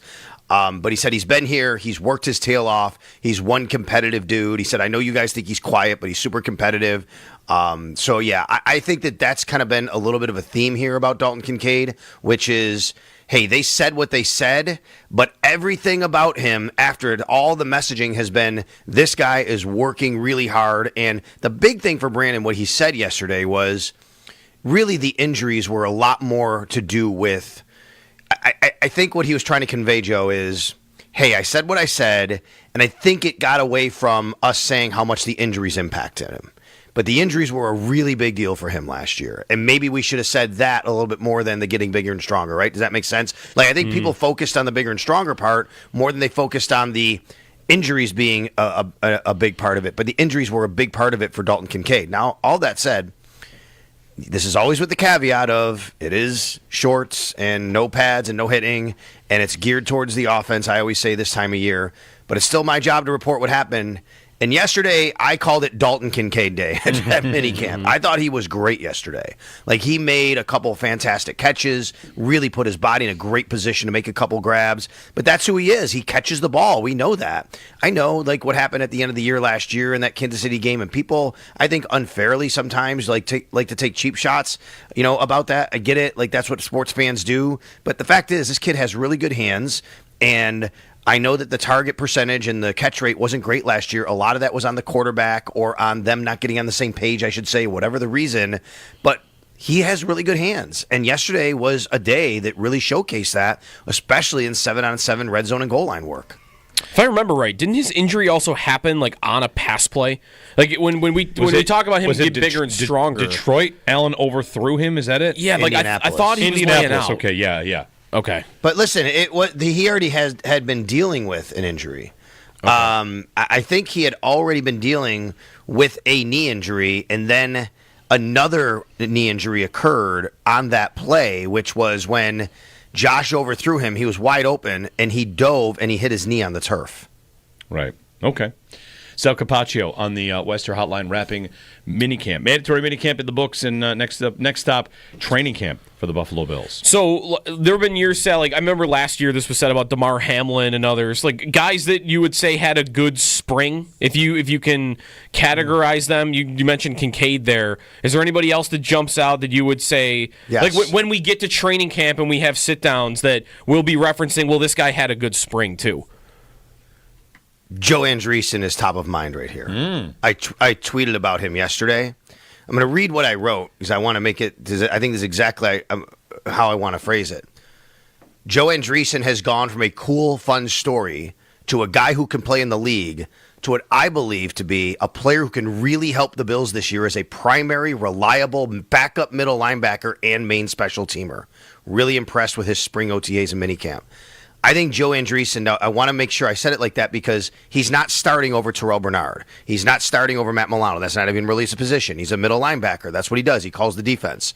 But I'm here to tell you, I think right now he has cleared the bar of he is the number 2 middle linebacker over Balen Spector in my mind because Balen Spector has not been available this spring. I can say that. He hasn't really practiced. We know that. But also because I think that he just looks like he has become a legitimate NFL backup player on the Buffalo Bills.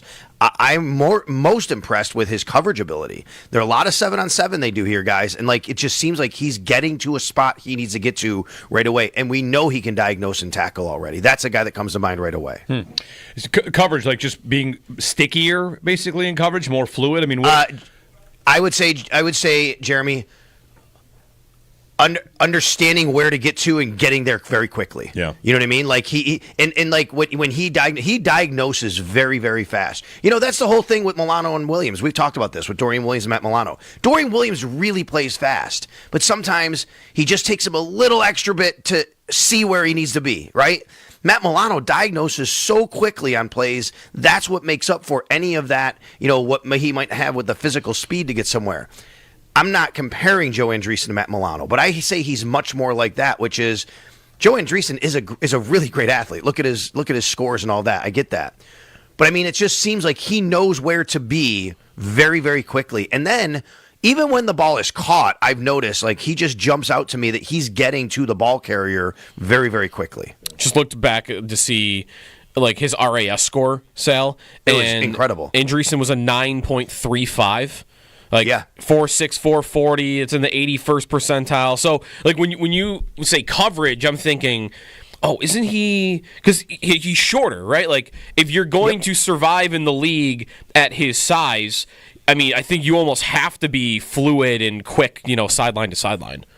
Yeah, he's not. Look, I'm not again sticky. Jeremy said I'm not talking about man to man necessarily, right? I mean, okay. I'm just talking about diagnosing and getting somewhere in coverage. He picked off Josh Allen on a pick 6 the other day because the ball was thrown on a crosser, and it looked to me like Joe was in a good spot, but he had to kind of stop in his tracks and reach back right away. He saw, okay, bam, that ball's right there. I gotta just move my body real quick. He kind of batted it to himself. He got it. He run a pick 6. So.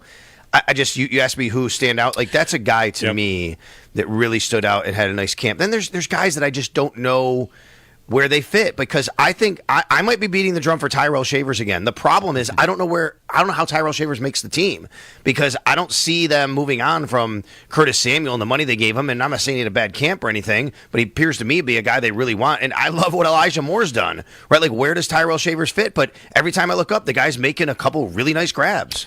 Yeah. Shavers, right? You would think, okay, he's got to be a special teams guy, but even then, we're talking about them carrying 6 receivers, and I think they generally don't do that at the start of the year, at least on the active roster. Would you put Elijah Moore in that bucket of having a good spring? What would you say to yes. There are some in the this is what the fantasy people will do at this time of year. They're looking for who's having good springs, good training camps, who they should kind of rise up on. And what would you say to the few fantasy people that have started to go, oh, maybe I should be taking a flyer on Elijah Moore at the end of these drafts? Because I've seen a lot of people in that space writing about it. I think it's a good idea. You could do a lot worse. I would caution against saying, oh my God, he's going to be a top 3 guy and he's going to get all these targets. I don't know where his ceiling is, but yes, I would say he's had a good spring. I would say that he's worth taking a flyer on if you're in fantasy because he could very well be a guy who does see some footballs thrown his way and make some big plays. That's the thing that I've seen from him is every time he catches the ball, it feels like it's a 15 to 20 yard gain. And I'm okay, he's finding a spot in the zone. And that's great. What I've been impressed with Elijah Moore is he's come in and just bam, right away fit in. There's been no adjustment period, it seems like, with Josh Allen. It seems to me like he's just come here and right away, him and Josh have kind of found that chemistry. And that's what impresses me about him. He's a very, very fluid route runner. If you're going to talk about statistics and volume and fantasy football and all that, I just think it's hard to pigeonhole because you just don't know with this group. You don't know who's going to get the targets. It's everybody eats, right? That's the mentality. But I do think that, like right now, Elijah Moore would be on my 53, and that gets me to, okay, then where's Tyrell Shavers? Does he get on there? I don't know. You're right. I think it would take them either an injury or them keeping 6 for Tyrell Shavers to make the team, but he's like right there again like he was last year.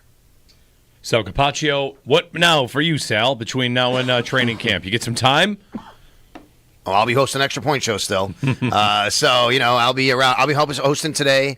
I have a little time off though. Yeah, I don't want not late every day. I got a few days coming here or there, and then headed to Italy for 10 days right before training camp. Actually, that's the Italy trip we were promoting on WGR. That's happening actually in a few weeks, next month. And then right away, when I get back from Italy, like training camp will start probably like 4 days after that, 3 days after that, I think it is. So it's kind of crazy when you think about that. But yeah, I'll be right. And then, hey, I'm here for you guys. You let me know. And there's always going to be league matters. There's always going to be things that are going on in the NFL or with the Buffalo Bills. You hope it's nothing that are storylines that are negative heading into training camp, obviously. Very good. Yeah, I don't know who's the league-wide guy anybody's...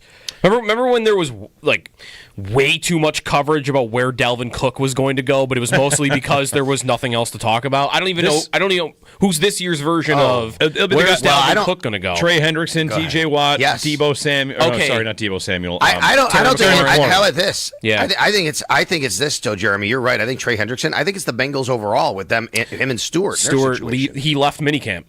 Yeah, what is going on here, Yeah, that's right. The Bengals and those two, for sure. Thanks, Sal. You got it, guys. Sal Capaccio on the Western Hotline. Before the break, I want to give you a stat of the day.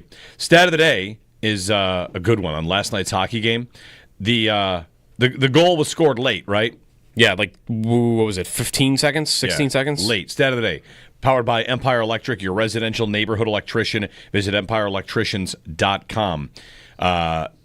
19.5 seconds remaining is the second latest game-tying goal in Stanley Cup final history. Second? Yep. Oh, was first game two? Yeah. Game 2? Yeah.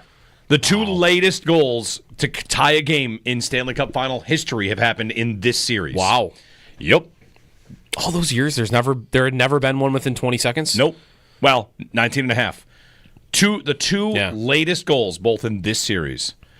More proof that, it's a great matchup, these two. That you're never dead in this matchup. Owen's a goalie, so maybe he'll remember this one. We very nearly had one, though, with like 2 seconds left in Penguins Red Wings. Maybe it was that's game 09. That's game 7. I think game 7. Yeah. Fleury. Yeah. Like the dive. Is it even a dive? He kind of like is falling throws himself. Is a better way to put it. He like gets horizontal mid crease. It's like unbelievable. It's kind of right before the buzzer sounds. It's kind of only a thing you would do with 2 seconds left, right? That's exactly what it is. It's like I know there's nothing else that can happen here. I'm just gonna throw myself at this. Right. It was awesome. I love that save. All right, a new team emerges on the Peterka rumor chart. I'll tell you who that is. And Josh brought up the idea of an offer sheet from another team on Peterka. So his name is out there, and I think it's the number one name to watch on this Sabres team in terms of who could be moved as part of something bigger. So we'll chat about it with you. 803-0550, 1-888-550-2550. Jeremy and Joe, happy Friday here on WGR.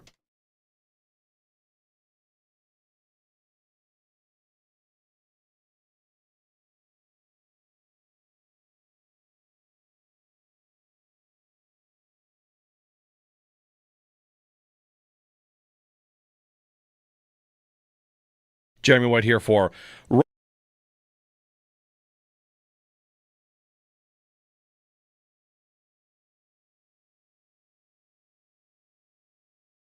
And you're saying like I can't bring in like a full pepperoni pizza. If you can fit it in a 1-gallon plastic bag, I think you can. Okay. Oh, but that's what I'm saying. It's got to fit. It's got to fit in that. Bring it in slices, and yes, you could probably get it. The flight I was on down to Florida, a lady brought a whole pizza in a plastic bag and just like passed it out to people on the flight. That's what I passed it out. Yeah, I got 2 free pieces of pizza. She just said, "Who wants pizza?" Mm-hmm. Wow, it was great. Wait, a random person walks on a flight and says, "Do she you was want this sitting piece next of to me pizza?" for the whole flight. Oh, and you wouldn't take that I piece see. of pizza? I would not take stranger pizza on a flight. I think I would take stranger Her pizza. friends were all like, "Yeah, we made it. We're home. It's homemade. It's all." And I was like, "All right, I'll try it." They got It through was great. They got through TSA. You know, Yeah. what are we worried about? I don't know, man. That seems sketchy. You're right. nice. You are right. Like as safe as you could be in an environment like that is after going through all of airport security. That's fair. I guess. Yeah.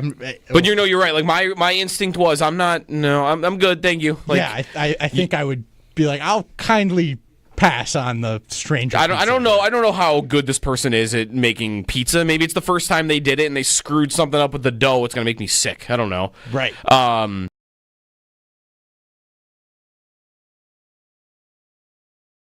It kind of strikes me as a camp that might be kind of tame. Like, what is the best story? You know, last year, Hard Knocks might have been good post-Diggs. This is the second year of that, and they're kind of used to that. So it feels like the continuity that they have, and just in general, things are kind of going to ramp up pretty quickly for them. Yeah, I think so. I mean, as soon as they get to camp, right? I mean, you have, right away you dive right in, and then you have a preseason game a couple of weeks from then. You have Hard Knocks following them around. You have that return of the blue and red they have every year. That's usually, the second weekend of training camp. Things happen very quickly, no doubt about it. So right away we get in there. It's going to be the storyline of Hard. I think Hard Knocks itself is a storyline, right? That's what it is for us. Hard Knocks is a storyline, and we're all going to be watching that. When it comes to what storylines they'll be following, that's interesting. I think that we all have the same names that we could all put out there, but also camp battles, guys that, how they look, fighting for a spot. Max Harrison will certainly be a guy there against Tre'Davious White. That's going to be a battle we're going to follow. Off the field, there's going to be some personalities. I think DeMar Hamlin and the story of him and getting to this point is going to be something. That's for them, though. For us, we've gone through that. We've covered that over the last 2.5, 3 years. So I don't know. It's going to be really interesting. Some of the storylines that are kind of going to create it. And guys, sometimes storylines just create themselves once you get to training camp. I mean, you get to training camp, you're like, oh, there's something we're going to start to follow now and see how this is turning out. You hope it's not an injury, right? But here. I mean, I'll give you an example. Like, we've been talking a lot about Cole Bishop. And, he's so important, I think, to this year, and they really want him to win the job. He missed a lot of training camp last year. And look, he's going to be ready for training camp, but he didn't practice this week. Like, that's a really big deal to me. Like, he's got to get on the field. Yeah. Cole Bishop needs to practice because that's a really important spot. That's a guy that I think they're counting on. And I'm not trying to single him out, but to me, that becomes a story that maybe it wasn't a story a week ago, if that makes sense. Right. Yeah.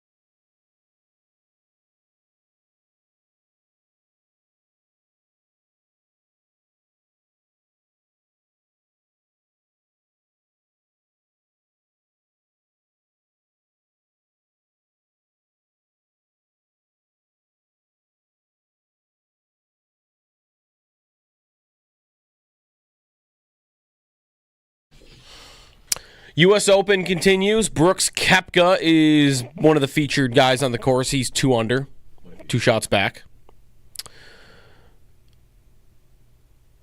Guy's hitting a ball that's rolling 500 yards backwards as we speak. Will Chandler hit a ball to about 15 feet, but left it short of the plateau, the little shelf he had to get it to, and it rolled for not 40 yards, but 40 seconds. That's crazy. That's how you know it's rolling a while, when they're measuring the duration of the roll. Yeah. JJ Spawn, the leader, 4 under par. Oilers win last night in overtime. They were down 3-0. They roared back. Leon Draisaitl. It's 2-2 is the series. Game 5 tomorrow. Game 4 tonight, Thunder and Pacers, 8:30. Indiana leads 2-1. Bills minicamp wrapping up yesterday. Get all the details from Sal at WGR550.com. Those are your Paddock Chevrolet sports headlines. Paddock Chevrolet celebrating 90 years of being your hometown dealership. Text WGR at 803-0550 or post on X at WGR550 and get connected to Jeremy and Joe now. Brought to you by Northtown Kia. Check out the 2025 Kia K4 sedan, named finalist for the 2025 North American Car of the Year. Clock calls it. Cross-side pass. Right side of the net. Score! Leon Draisaitl in overtime. The Edmonton Oilers tie the series 2 games apiece. Kenny Albert on the call. Edmonton wins. Draisaitl, his 4th overtime game winner. And we're tied 2-2 going back to Edmonton. Series has been great. Jeremy and Joe, good morning. Frank Saravelli says the Flames are interested in J.J. Peterka. And Marco Rossi, by the way, with the Minnesota Wild, who maybe he gets moved from Minnesota. That's a player that I know a lot of Sabres fans wanted the Sabres to draft when they drafted Jack Quinn. Mm-hmm. So Marco Rossi could be moved from Minnesota. But Peterka and the Flames, which... it seems like a weird fit to me. But if you think he's gettable, then if I were them, I would make the call. The Rangers traded Chris Kreider and Josh. We were talking in one of the breaks. Josh said that there's a chatter out there. The Rangers are kind of loading up for an offer sheet. Now, who that could be for, I don't know. They don't have their 2nd-round pick, so they can't do the one that's in the range of 2 firsts, a second, and a third. No, like if there was a Peterka offer sheet, around what number would you expect that to come in at? Like millions of dollars. I would expect it to come in at 8.5. 8.5? If you're going to go up, right? If you're going to bump his money beyond where he's proven, but with a cap that's actually moving up, I think you think that's about right? I think that's pretty good. Okay. And there are only in the offer sheet compensation between 7.02 and 9.3. Okay. Then in that case, I would say they'll go to 9.2. Okay, because in that range, there are only 13 teams that have the picks that can make that offer sheet. 13 out of 32. So there's that. Calgary, by the way, not one of them. The Rangers, not actually. Calgary is one of them. The Rangers are not one of them. But the Rangers, who were the team that were rumored to even be getting close to acquiring him at the deadline, the Rangers don't have the ability to do anything between 7.02 and 11.7. So they could, if he had the desire to go to New York, they could say, hey, let's offer sheet you at 7 even. Yeah. But are the Sabres going to move? That's 1 first and 1 third to do that. Yeah. You want a late 1st-round pick? Let me tell you the way they could do that.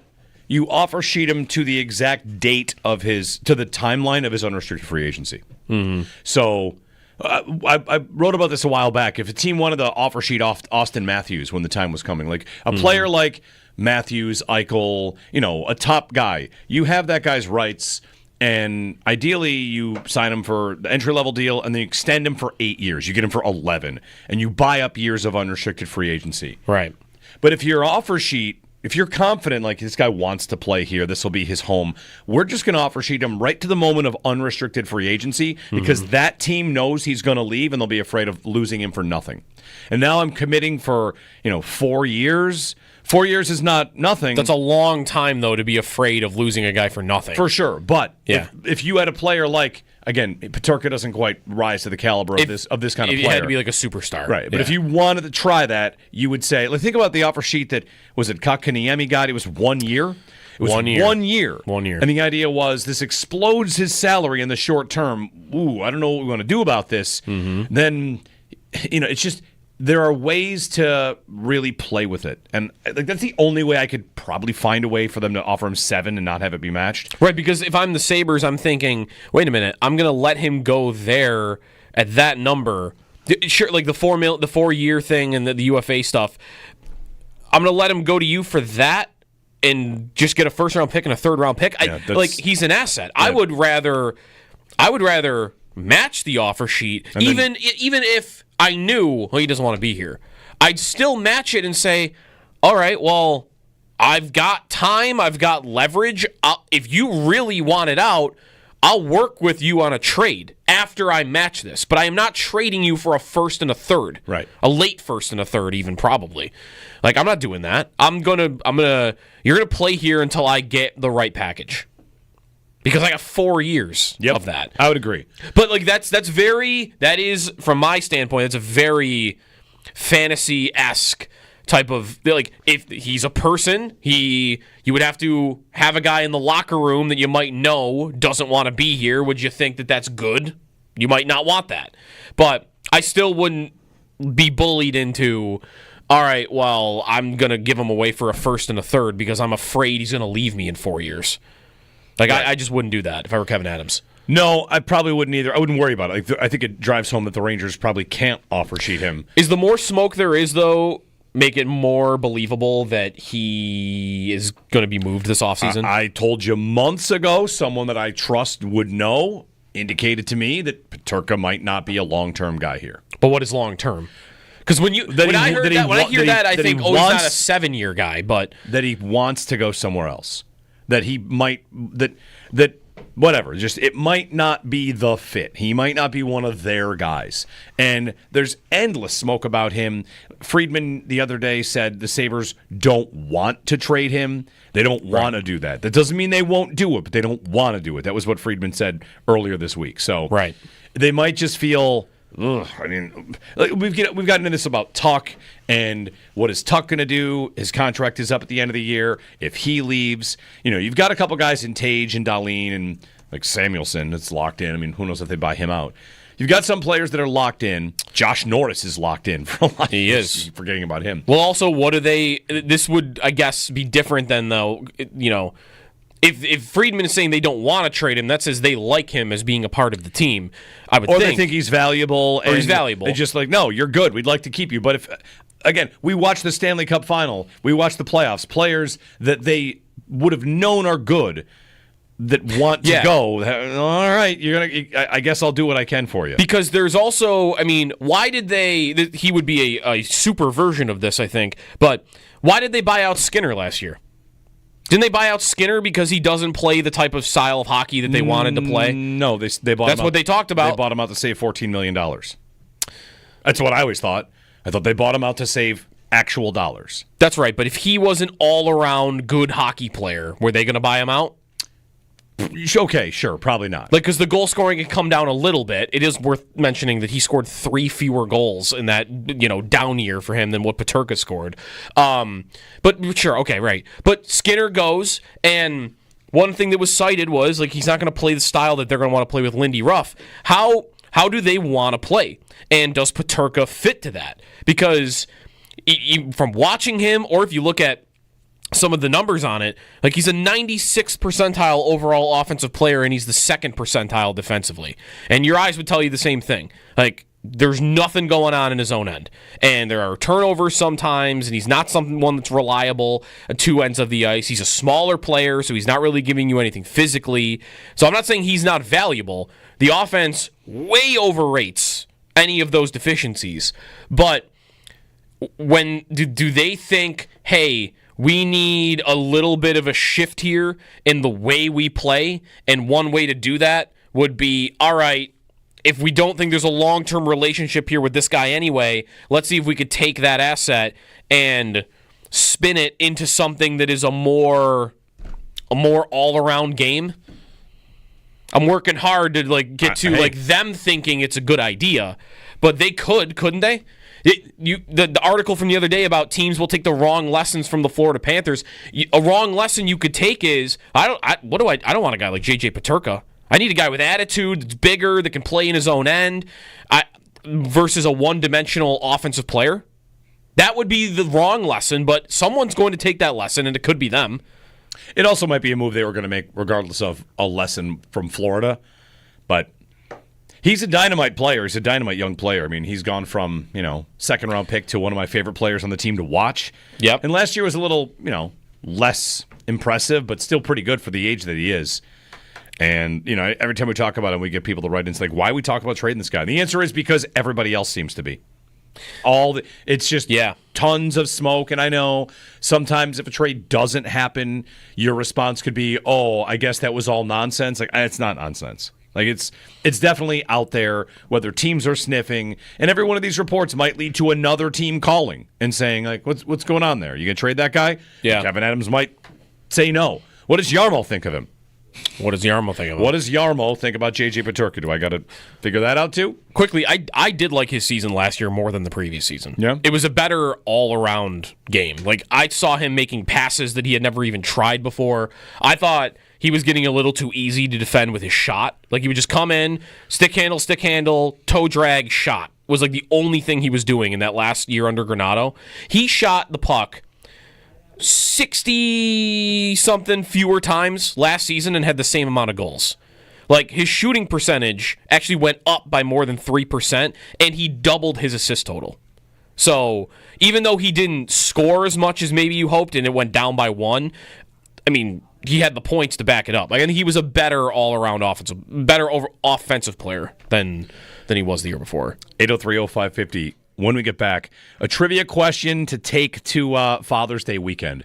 It's a very, very good trivia question asked by Mike Florio to Chris Sims. It's one of these ones, Joe, where I saw the start of it, and I did not complete it because I want to play along, and we'll all play along too. Good trivia to take to Father's Day this weekend. It's coming up here on WGR.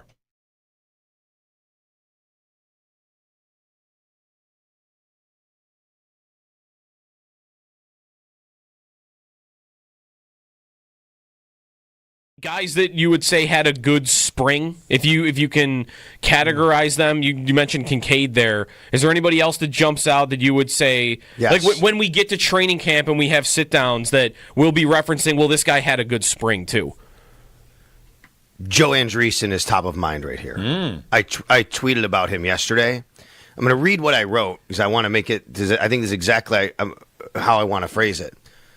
Joe Andreessen has gone from a cool, fun story to a guy who can play in the league to what I believe to be a player who can really help the Bills this year as a primary, reliable backup middle linebacker and main special teamer.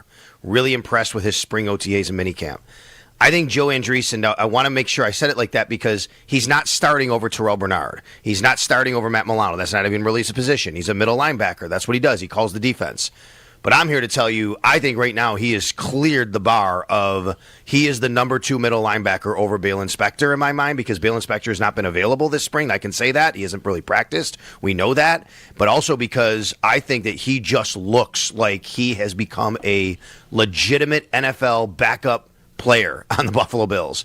I'm most impressed with his coverage ability. There are a lot of 7-on-7 they do here, guys, and it just seems like he's getting to a spot he needs to get to right away. And we know he can diagnose and tackle already. That's a guy that comes to mind right away. Is coverage like just being stickier, basically in coverage, more fluid? I mean, I would say, Jeremy, understanding where to get to and getting there very quickly. Yeah. You know what I mean? Like when he diagnoses very, very fast. You know, that's the whole thing with Milano and Williams. We've talked about this with Dorian Williams and Matt Milano. Dorian Williams really plays fast, but sometimes he just takes him a little extra bit to see where he needs to be, right? Matt Milano diagnoses so quickly on plays. That's what makes up for any of that, what he might have with the physical speed to get somewhere. I'm not comparing Joe Andreessen to Matt Milano, but I say he's much more like that, which is Joe Andreessen is a really great athlete. Look at his scores and all that. I get that. But I mean, it just seems like he knows where to be very, very quickly.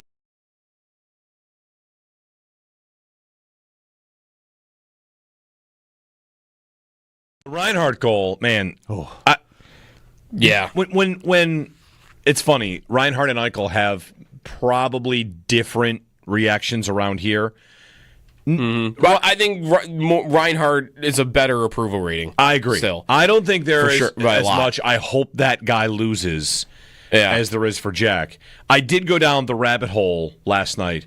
All I did after Reinhart scored was I searched the phrase 2 marshmallows from I wrote it on our website, I want 2 marshmallows. The idea was the Sabres just drafted Reinhart. I want them to tank one more time for McDavid or Eichel. Okay. And all the pictures of Eichel and Reinhart together. I saw somebody with a picture of their kids. It's outside of Harbor Center, and there's Eichel and Reinhart on the sides of 2 young kids, and the kid's shirt says "The future starts now." It's so wild to see it. And Reinhart is different. And I think about him, I think the reason people think about him differently is because while, Jack's divorce from Buffalo was not friendly and it involved surgery and medical situations and really messy stuff, Reinhart's was just, they don't want to sign me long term. And I've had enough of it, so I'm going to leave. Right. And I think a lot of Sabres fans would say, yeah, that was kind of dumb, that they never were willing to pony up long-term for him, and he decided he wanted to leave. And he also got plenty of grief for how they played. He might not have had the best relationship with the media. Some of them were after him a bit. And to see him now, it's like watching... it's like when I watch my dog run full speed in a park. I think, yeah, look at that guy. Look at him go. Look at him. He's free, Mm-hmm. Did he get the benefit of that, though, with how the relationship ended? Eichel had the long-term contract, so for him to get out, in the middle of it, like squarely in the middle of it, the only way that probably was going to happen was going to be an ugly one.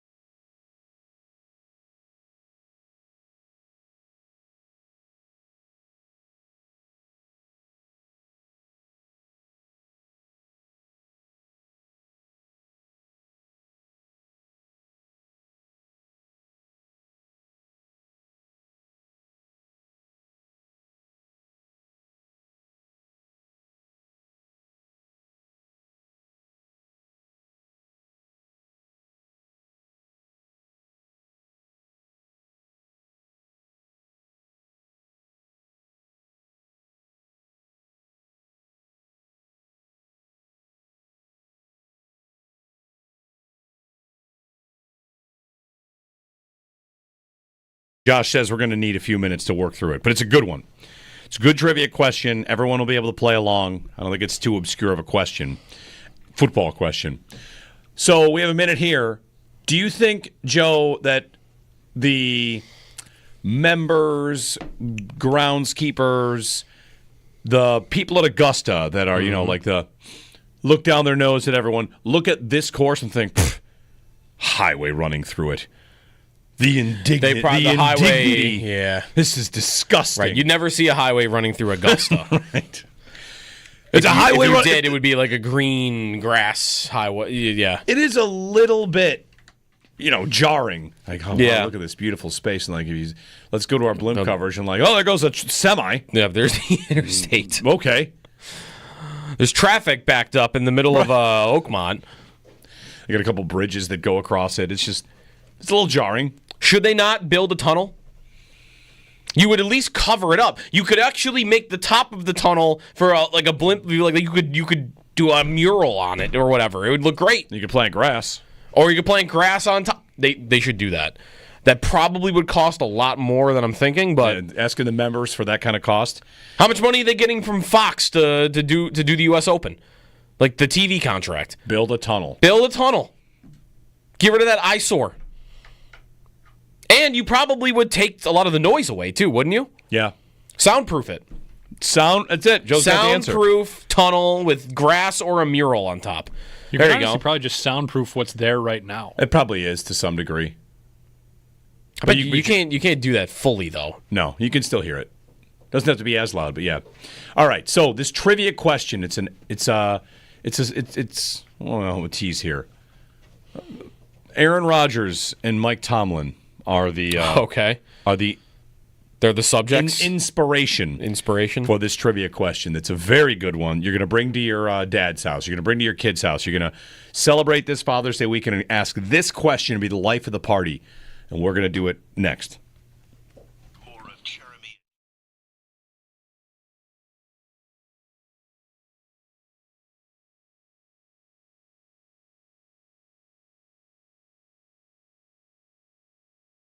Text WGR at 803-0550 or post on X at WGR550 and get connected to the home of the Bills. It kind of strikes me as a camp that might be kind of tame. Like, what is the best story? You know, last year, Hard Knocks might have been good post-Diggs. This is the second year of that, and they're kind of used to that. So it feels like the continuity that they have and just in general, things are kind of going to ramp up pretty quickly for them. Yeah, I think so. I mean, as soon as they get to camp, right? I mean, you have, right away you dive right in, and then you have a preseason game a couple of weeks from then. You have Hard Knocks following them around. You have that Return of the Blue and Red they have every year. That's usually, the second weekend of training camp. Things happen very quickly, no doubt about it. So right away we get in there. It's going to be the storyline of I think Hard Knocks itself is a storyline, right? That's what it is for us. Hard Knocks is a storyline, and we're all going to be watching that. When it comes to what storylines they'll be following, that's interesting. I think that we all have the same names that we could all put out there, but also camp battles, guys that, how they look, fighting for a spot. Max Harrison will certainly be a guy there against Tre'Davious White. That's going to be a battle we're going to follow. Off the field, there's going to be some personalities. I think DeMar Hamlin and the story of him and getting to this point is going to be something. That's for them, though. For us, we've gone through that. We've covered that over the last 2.5, 3 years, So I don't know. It's going to be really interesting. Some of the storylines that are kind of going to create it. And guys, sometimes storylines just create themselves once you get to training camp. I mean, you get to training camp, you're like, oh, there's something we're going to start to follow now and see how this is turning out. You hope it's not an injury, right? But here. I mean, I'll give you an example. Like, we've been talking a lot about Cole Bishop. And, he's so important, I think, to this year, and they really want him to win the job. He missed a lot of training camp last year. And look, he's going to be ready for training camp, but he didn't practice this week. Like, that's a really big deal to me. Like, he's got to get on the field. Yeah. Cole Bishop needs to practice because that's a really important spot. That's a guy that I think they're counting on. And I'm not trying to single him out, but to me, that becomes a story that maybe it wasn't a story a week ago, if that makes sense. Right. Yeah.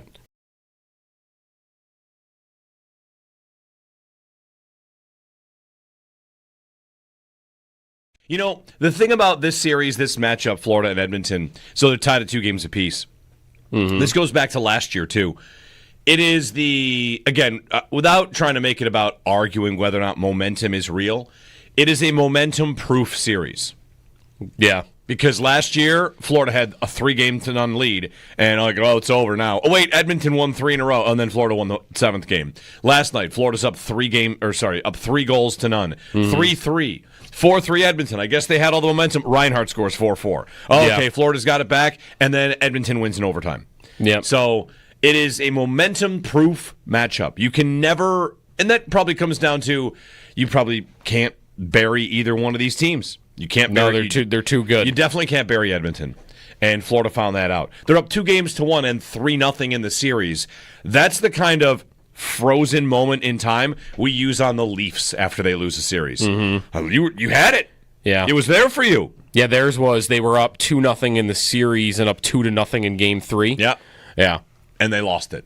And this was Florida up 2-1 and they're up 3-0. Right. If we're Sabres fans, if the Sabres are in that spot, up 2-1, up 3-0, we are coming in today devastated. Oh, yeah. We're looking, pitchforks are out. Everyone's looking for somebody to go after. Yeah, because you were just made. It was right there for you. It really, that's another classic game last night. is this going to be one of the best hockey final rivalries of our lifetime? Yeah. I'll often mention that I got more into the NBA than ever because Cavs Warriors was just a 4-year battle. It was so good. And hockey has not had two opponents like that on the biggest stage at the end. Again, some of these might be basketball examples, but go back to Celtics and Lakers in the 80s. Rivalries that become rivalries because you just meet in the finals. Yep. And this is only twice, but look at what these two teams have done through 11 games of finals action in the last year and a half, year and a month, basically.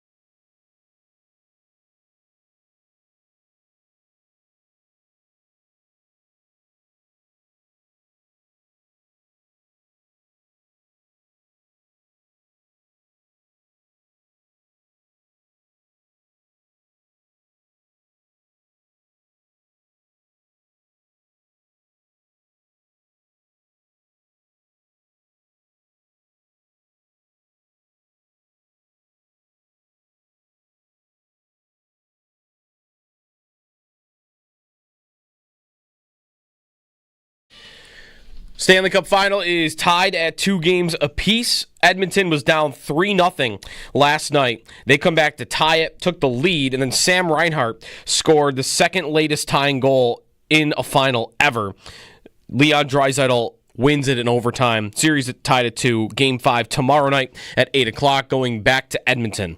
Tonight, Game 4 of the NBA Finals, Pacers and Thunder. Indiana leads the series 2-1. In the U.S. Open, J.J. Spawn is the leader after one round at 4 under par. Round 2 has begun. Brooks Koepka is the biggest name on the course right now at the top of the leaderboard. He's 2 under, 2 shots back through 2. Scotty Scheffler also on the course. Right now, he just had a birdie, I believe, so he should be 2 over right now, but still far back of the lead. Time to go. Minicamp for the Bills wrapping up yesterday. Sal's got all the details at WGR550.com. And there is a arrest warrant out from Miami-Dade County right now on former NFL star Antonio Brown on a charge of attempted murder. That's in relation to a shooting that took place at a celebrity boxing event. That's your Paddock Chevrolet Sports Update. Paddock Chevrolet celebrating 90 years of being your hometown dealership.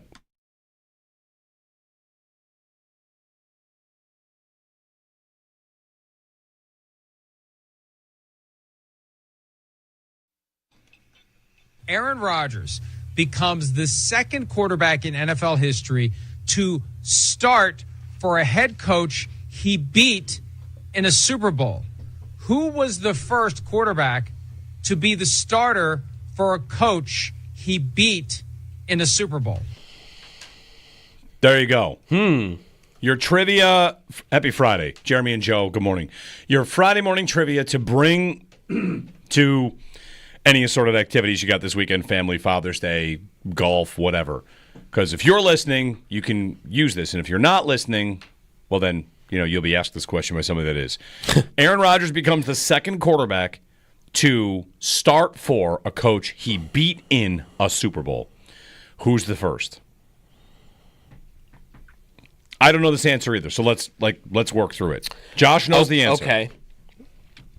So I saw the first half of this and thought, I don't want to finish this video. I want to play this game. I'm trying to think what's more likely that a quarterback gets. You got to go Super Bowl winning quarterbacks. Yeah, that's where you start. But do I want to 50. go with Super Bowl winning quarterbacks that have changed teams, or do I want Super Bowl winning quarterbacks that have had their coach changed? Because it could be either. Their coach changed. Yeah, like they're still on the same team, but they get a different coach.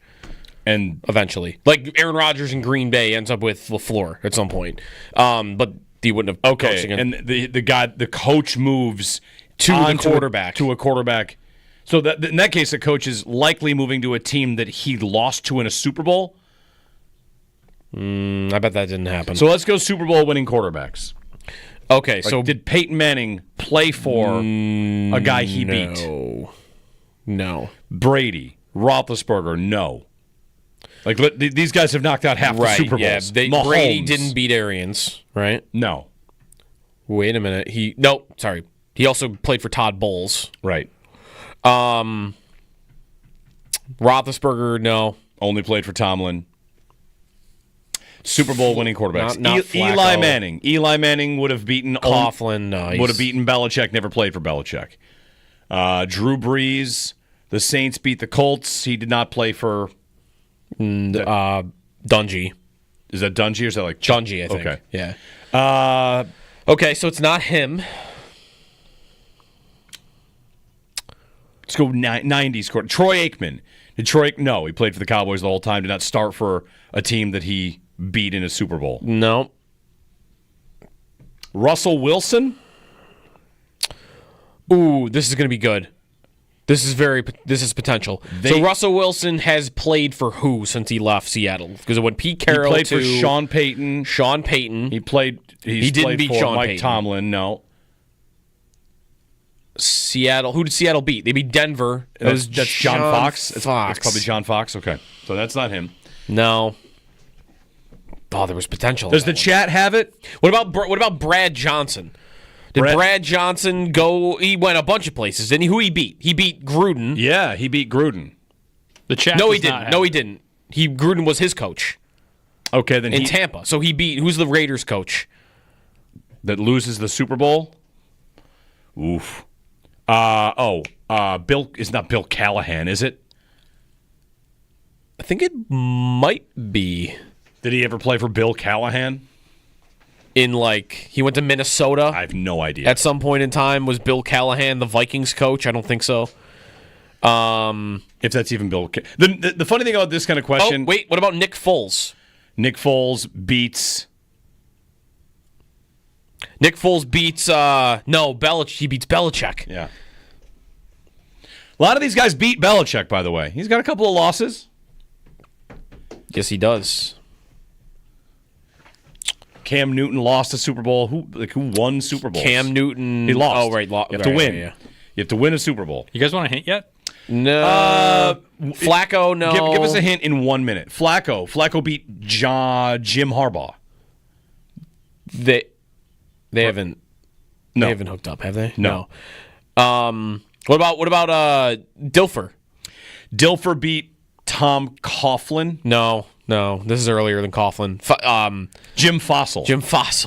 Yeah, you're right. Dilfer beats Jim Fossil. Does he ever play for Jim Fossil? No, I don't think Jim Fossil's a coach again after the Giants, the head coach. Really?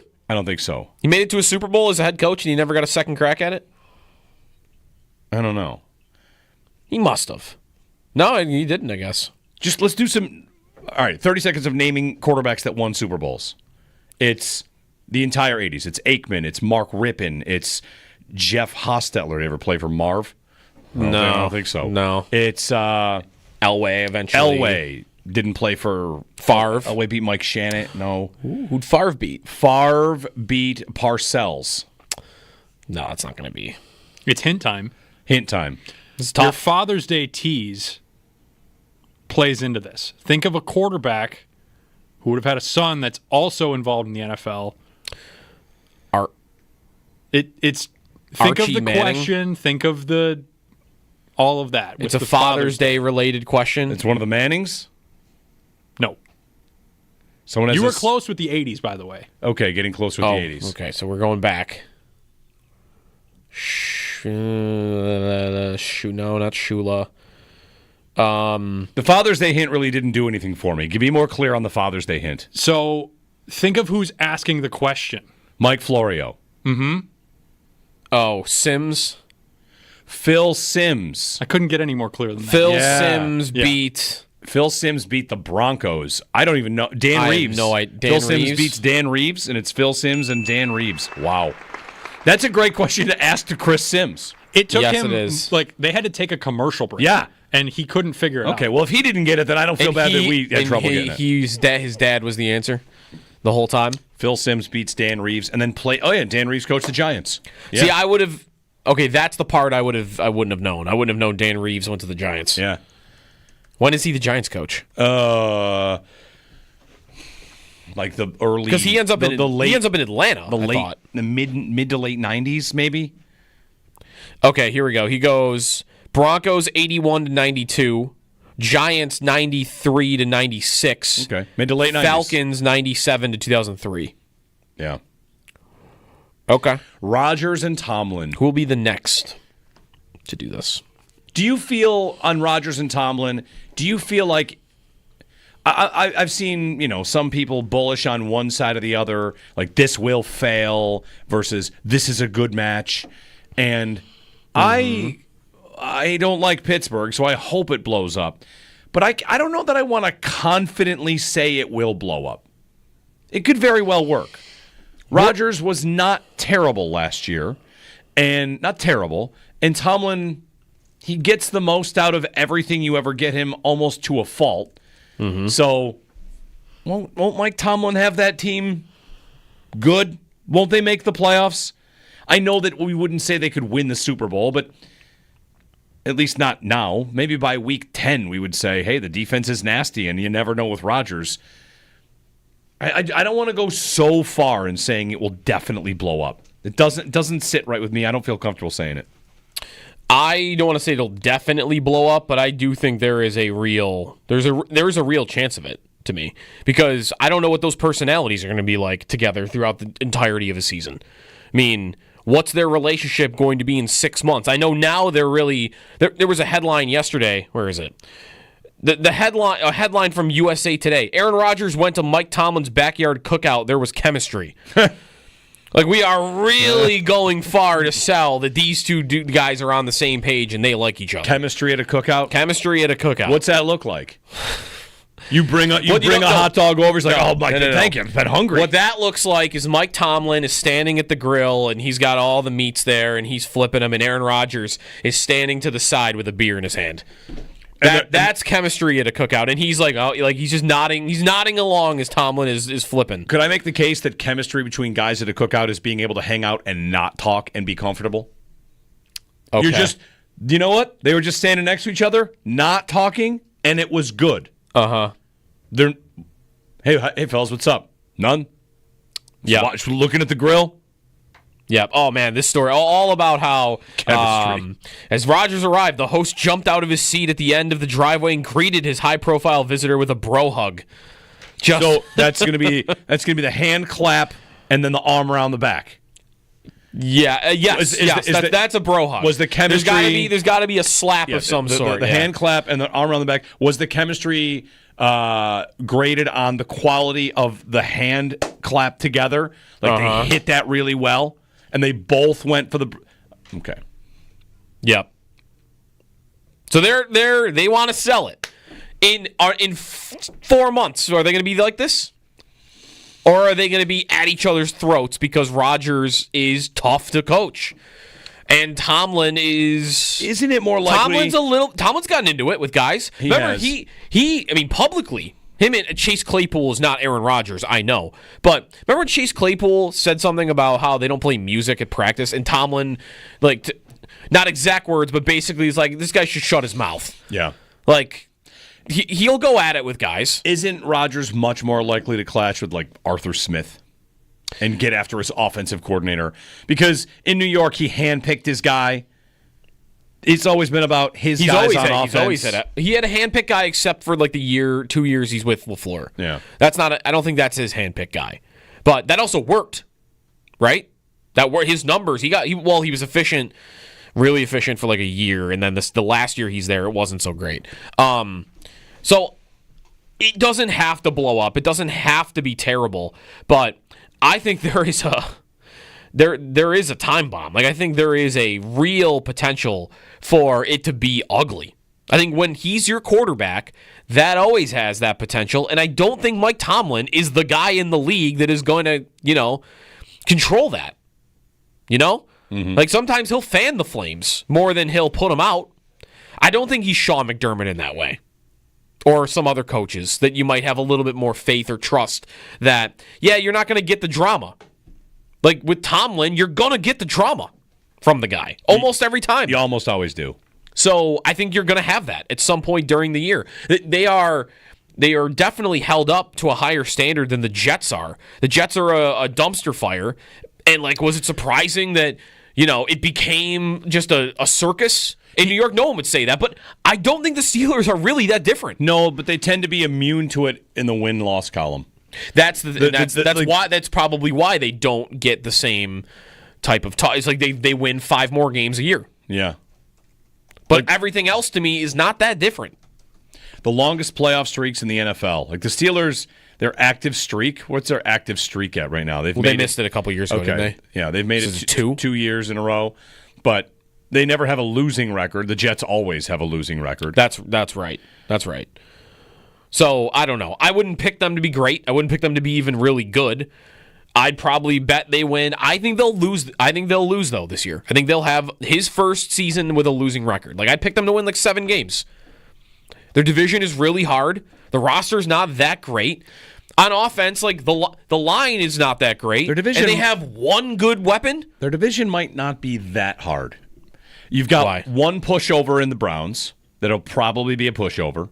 No quarterback situation. They finished, they drafted 3rd. Then you've got the Bengals, who, they're not a pushover. They have great offensive talent, but they are. The thing about the Bengals, they're kind of funny. People that are afraid of spending too much on one side of the ball will use the Bengals as their cautionary tale. Never mind that other teams do it and succeed greatly, like the Eagles. But the Bengals are testing more than any team ever has. What if we didn't really do anything on defense? Hendrickson not being there, Shamar Stewart not being signed. Their pass rush numbers without Hendrickson last year are worse than the NFL. They're like a disaster. The Bengals defense, that was part of the reason they got to the Super Bowl a couple years ago, has fallen completely apart. And Pittsburgh can't finish ahead of them. They might be able to. Rodgers might throw for 400 yards in those games. So they might be able to get by Cincinnati. If they finish 2nd in the division, now I'm in. And can I go on the road and beat Houston? Can I go on the road and beat Jacksonville? That's what Pittsburgh's. That's what their measure of success is this year. Is get in and win a game. Have a different year. They're kind of like the Bills in that regard. We've had the same year too many times. You got to get in and have a different year, and obviously in the right direction. Go in the right direction. How different? I'm just looking up a stat comparison real quick here. How different should we really treat Rodgers and Joe Flacco? Should it be assumed Rodgers will be significantly better than Joe Flacco? Joe Flacco in his last 3 years, his last 17 games played. So what has he played in the last 3 seasons? We're talking about a full season's worth of work. Yeah, 15 games, 4,400 yards, 30 touchdowns. The 18 picks, so 7 more interceptions than Rodgers had last year would be your difference. But completion percentage is the same. Yards per attempt, pretty close. Mm-hmm. Flacco actually has more yards because I guess he threw the ball more. I'm not picking Joe Flacco to be very good, but does it have to really be that different? Why is Cleveland? Cleveland has to be so different because the organization doesn't get that, right? They have bad years. That's right. But I like the coach there. It's tough, though. I got to get out of my mind. Their defense and their line are not as good as they were 2 years ago when they were stacked at those two positions. Like, I wouldn't expect Flacco, when he shows up there 2 years ago and he leads them to the playoffs, they had the best line in football and they had the best defense in football. And it sounds like whenever we've talked to Cleveland guests, like those two things are not true anymore. So he's got a tougher assignment than he probably had 2 years ago when he came in there. 803-0550, 1-888-550-2550. You mentioned we are like peak off-season, mandatory minicamp storyline stuff. Yeah. This is also the time of year that fantasy football latches onto things. Here, this is fantasy season will fill the void. Fantasy latch onto a comment from a coach season. Yes. Like Pete Carroll and what Pete Carroll said about the running back situation. I didn't see this. Pete Carroll. Wait, with Ashton Genty? Yes, Ashton Genty. What'd he say? That he and Mostert could be thunder and lightning. Oh, get out of here. Oh, all of a sudden Ashton Genty's splitting carries? Pete.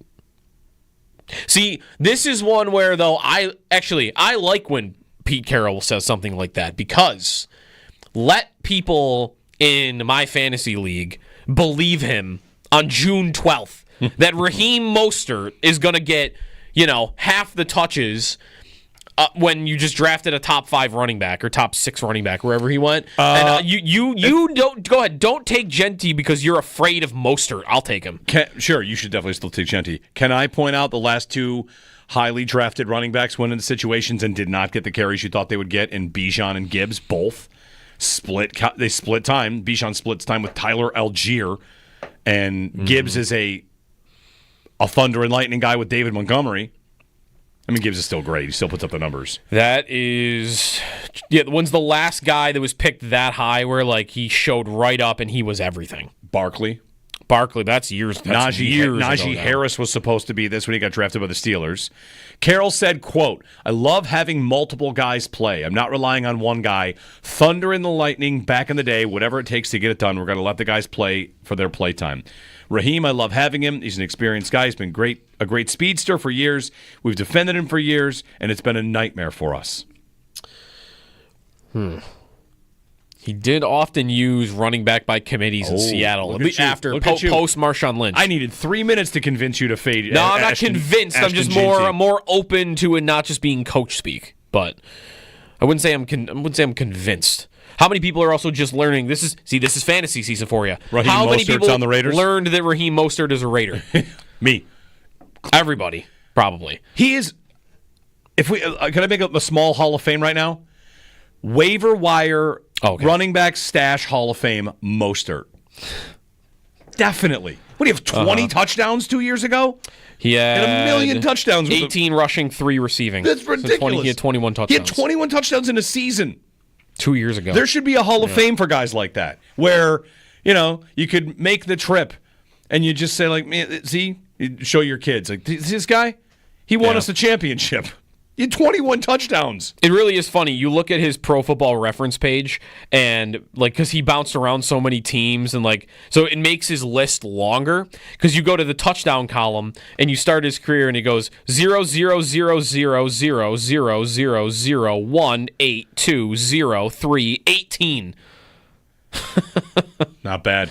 That's a weird career. He and Jamal Williams need to start a podcast called That One Crazy Summer or whatever. That One Crazy Year. I asked Sal about this earlier. The fantasy community is got a little bit of buzz about Elijah Moore right now. I don't know if they should, but Sigmund Bloom, I saw tweeting about him. A couple of others, they're like, it maybe more than just, hey, you got to draft Elijah Moore. Maybe it's a realization of them, hey, Elijah Moore in Buffalo. Should we think about that? Should we talk about that? That's, I feel like, where fantasy people are right now. My advice on that would be about any one of these Bills receivers. If you've got dynasty, if you have Coleman, it's a good player to have.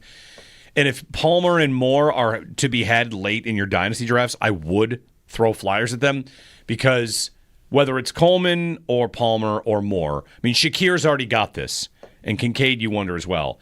Kincaid might have some upside this year. For where he'll be drafted in those things. The upside, it might be a bit of a lottery on which guy it ultimately is, but someone someone other than Shakir, in addition to Shakir, is going to earn Allen's trust above the rest. And that guy's going to have a good, if Moore has a great year. Yeah. Okay. Because you could definitively say there were two guys last year that Josh trusted. Shakir and Hollins. Right?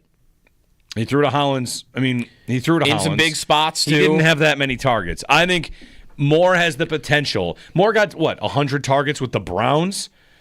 I think even though it's an everybody eats offense, I know that the quarterback, if he starts to think this guy gets open a lot, I'm going to look there, and I'm going to be able to trust him. So I think Moore is – I wouldn't necessarily – It'd have to be a pretty deep league right now for me to take a flyer on him. Yeah? I would take him. I think it's a good idea. 803-0550 is our phone number, 1-888-550-2550. Jeremy and Joe, happy Friday. It's Father's Day weekend. Looks like it's going to be really nice. We're watching the U.S. Open. J.J. Spawn not out there yet. He plays in the afternoon after playing early. Watching Dustin Johnson, who is +6 right now. The course is doing the job. How many players under par now? We down to 9? 9 players. Koepka birdied, so he's under for the day. Everybody else looks like they're hanging around. Not everybody's out there yet. It's like Survivor. Now there are 9. Yes. 9 under par. By the end of the day, where will that number be? 6? Do you think right now, who are some of these guys at 1 under?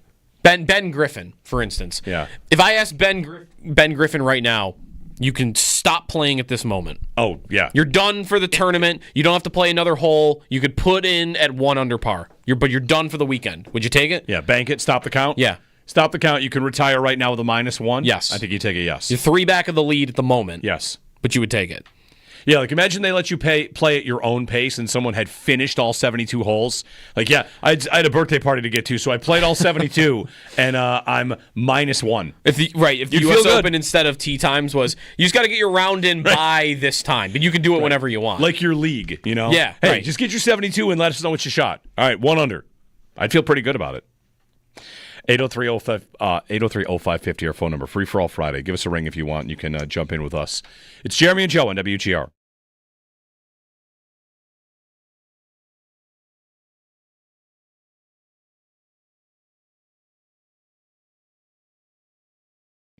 Frank Saravelli says the Flames are interested in J.J. Peterka.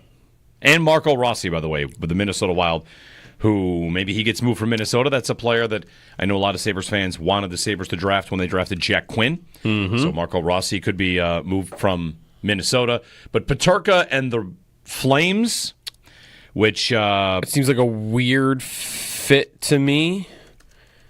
But if you think he's gettable, then if I were them, I would make the call.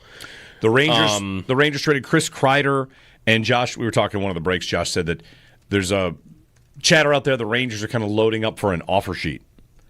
Now, who that could be for, I don't know. They don't have their second-round pick, so they can't do the one that's in the range of 2 firsts, a second, and a third. No, if there was a Peterka offer sheet, around what number would you expect that to come in at? Like millions of dollars. I would expect it to come in at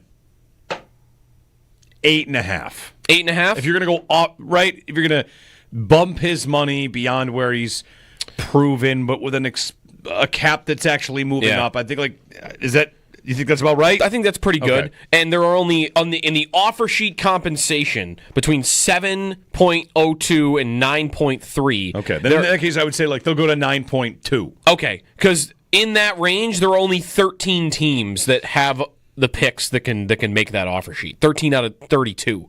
So there's that. Calgary, by the way, not one of them. The Rangers, not actually. Calgary is one of them. The Rangers are not one of them. But the Rangers, who were the team that were rumored to even be getting close to acquiring him at the deadline, the Rangers don't have the ability to do anything between 7.02 and 11.7. So they could, if he had the desire to go to New York, they could say, hey, let's offer sheet you at 7 even. Yeah. But are the Sabres going to move? That's 1 first and 1 third to do that. Yeah. You want a late first round pick?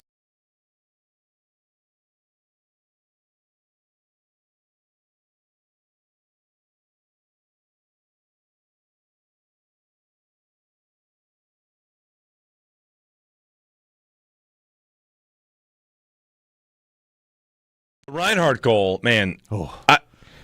Yeah. When it's funny, Reinhart and Eichel have probably different reactions around here. Well, I think Reinhart is a better approval rating. I agree. Still. I don't think there For is sure, by a as lot. much. I hope that guy loses as there is for Jack. I did go down the rabbit hole last night. All I did after Reinhart scored was I searched the phrase "two marshmallows" from I wrote it on our website. I want two marshmallows. The idea was the Sabres just drafted Reinhart. I want them to tank one more time for McDavid or Eichel. Okay. And all the pictures of Eichel and Reinhart together. I saw somebody with a picture of their kids. It's outside of Harbor Center, and there's Eichel and Reinhart on the sides of two young kids, and the kid's shirt says "The future starts now."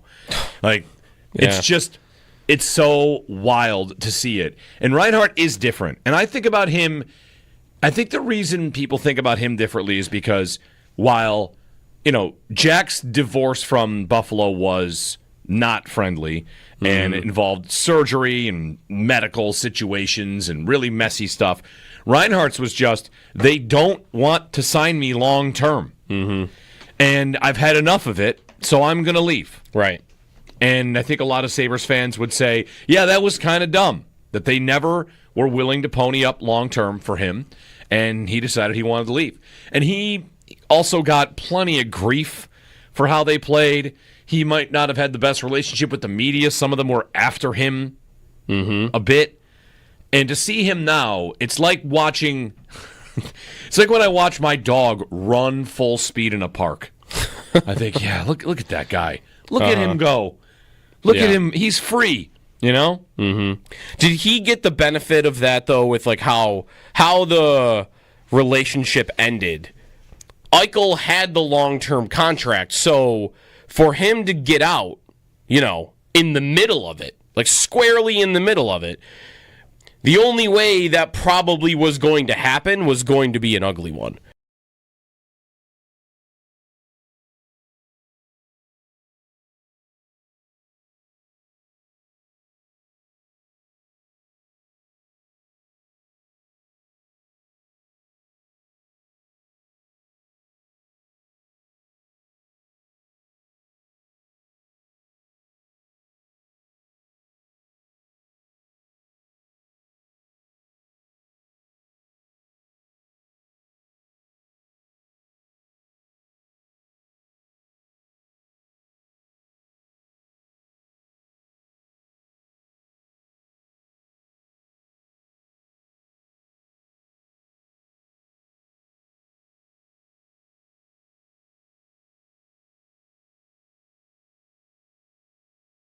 Stanley Cup final is 2-2. Another overtime game last night.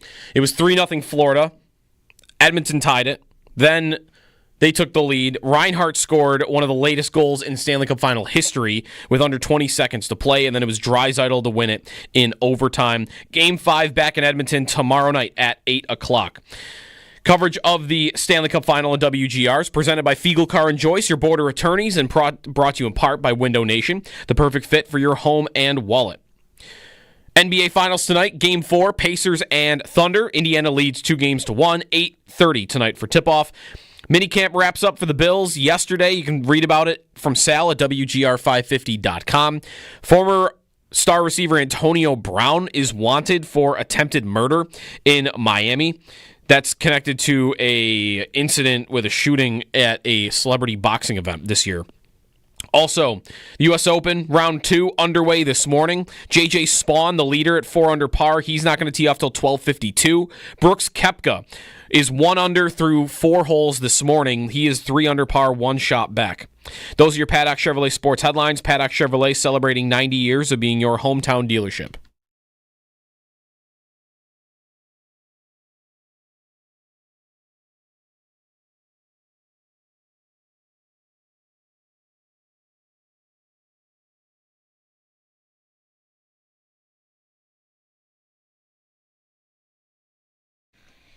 He's a pro. He's a competitive dude. He loves to win. Yeah, of course he wants to take care of himself. Everyone does, and we love to see that, and we love to see it here as many times as we can. We know we have to fit things within the cap and the cash structure and all those things. It's great to see him. And Monday, when I first saw him here, came in for physicals and our goal meetings and stuff. Chatted with him a couple times, but no, it's good to see him, and he looks good out there. You can tell he's been working.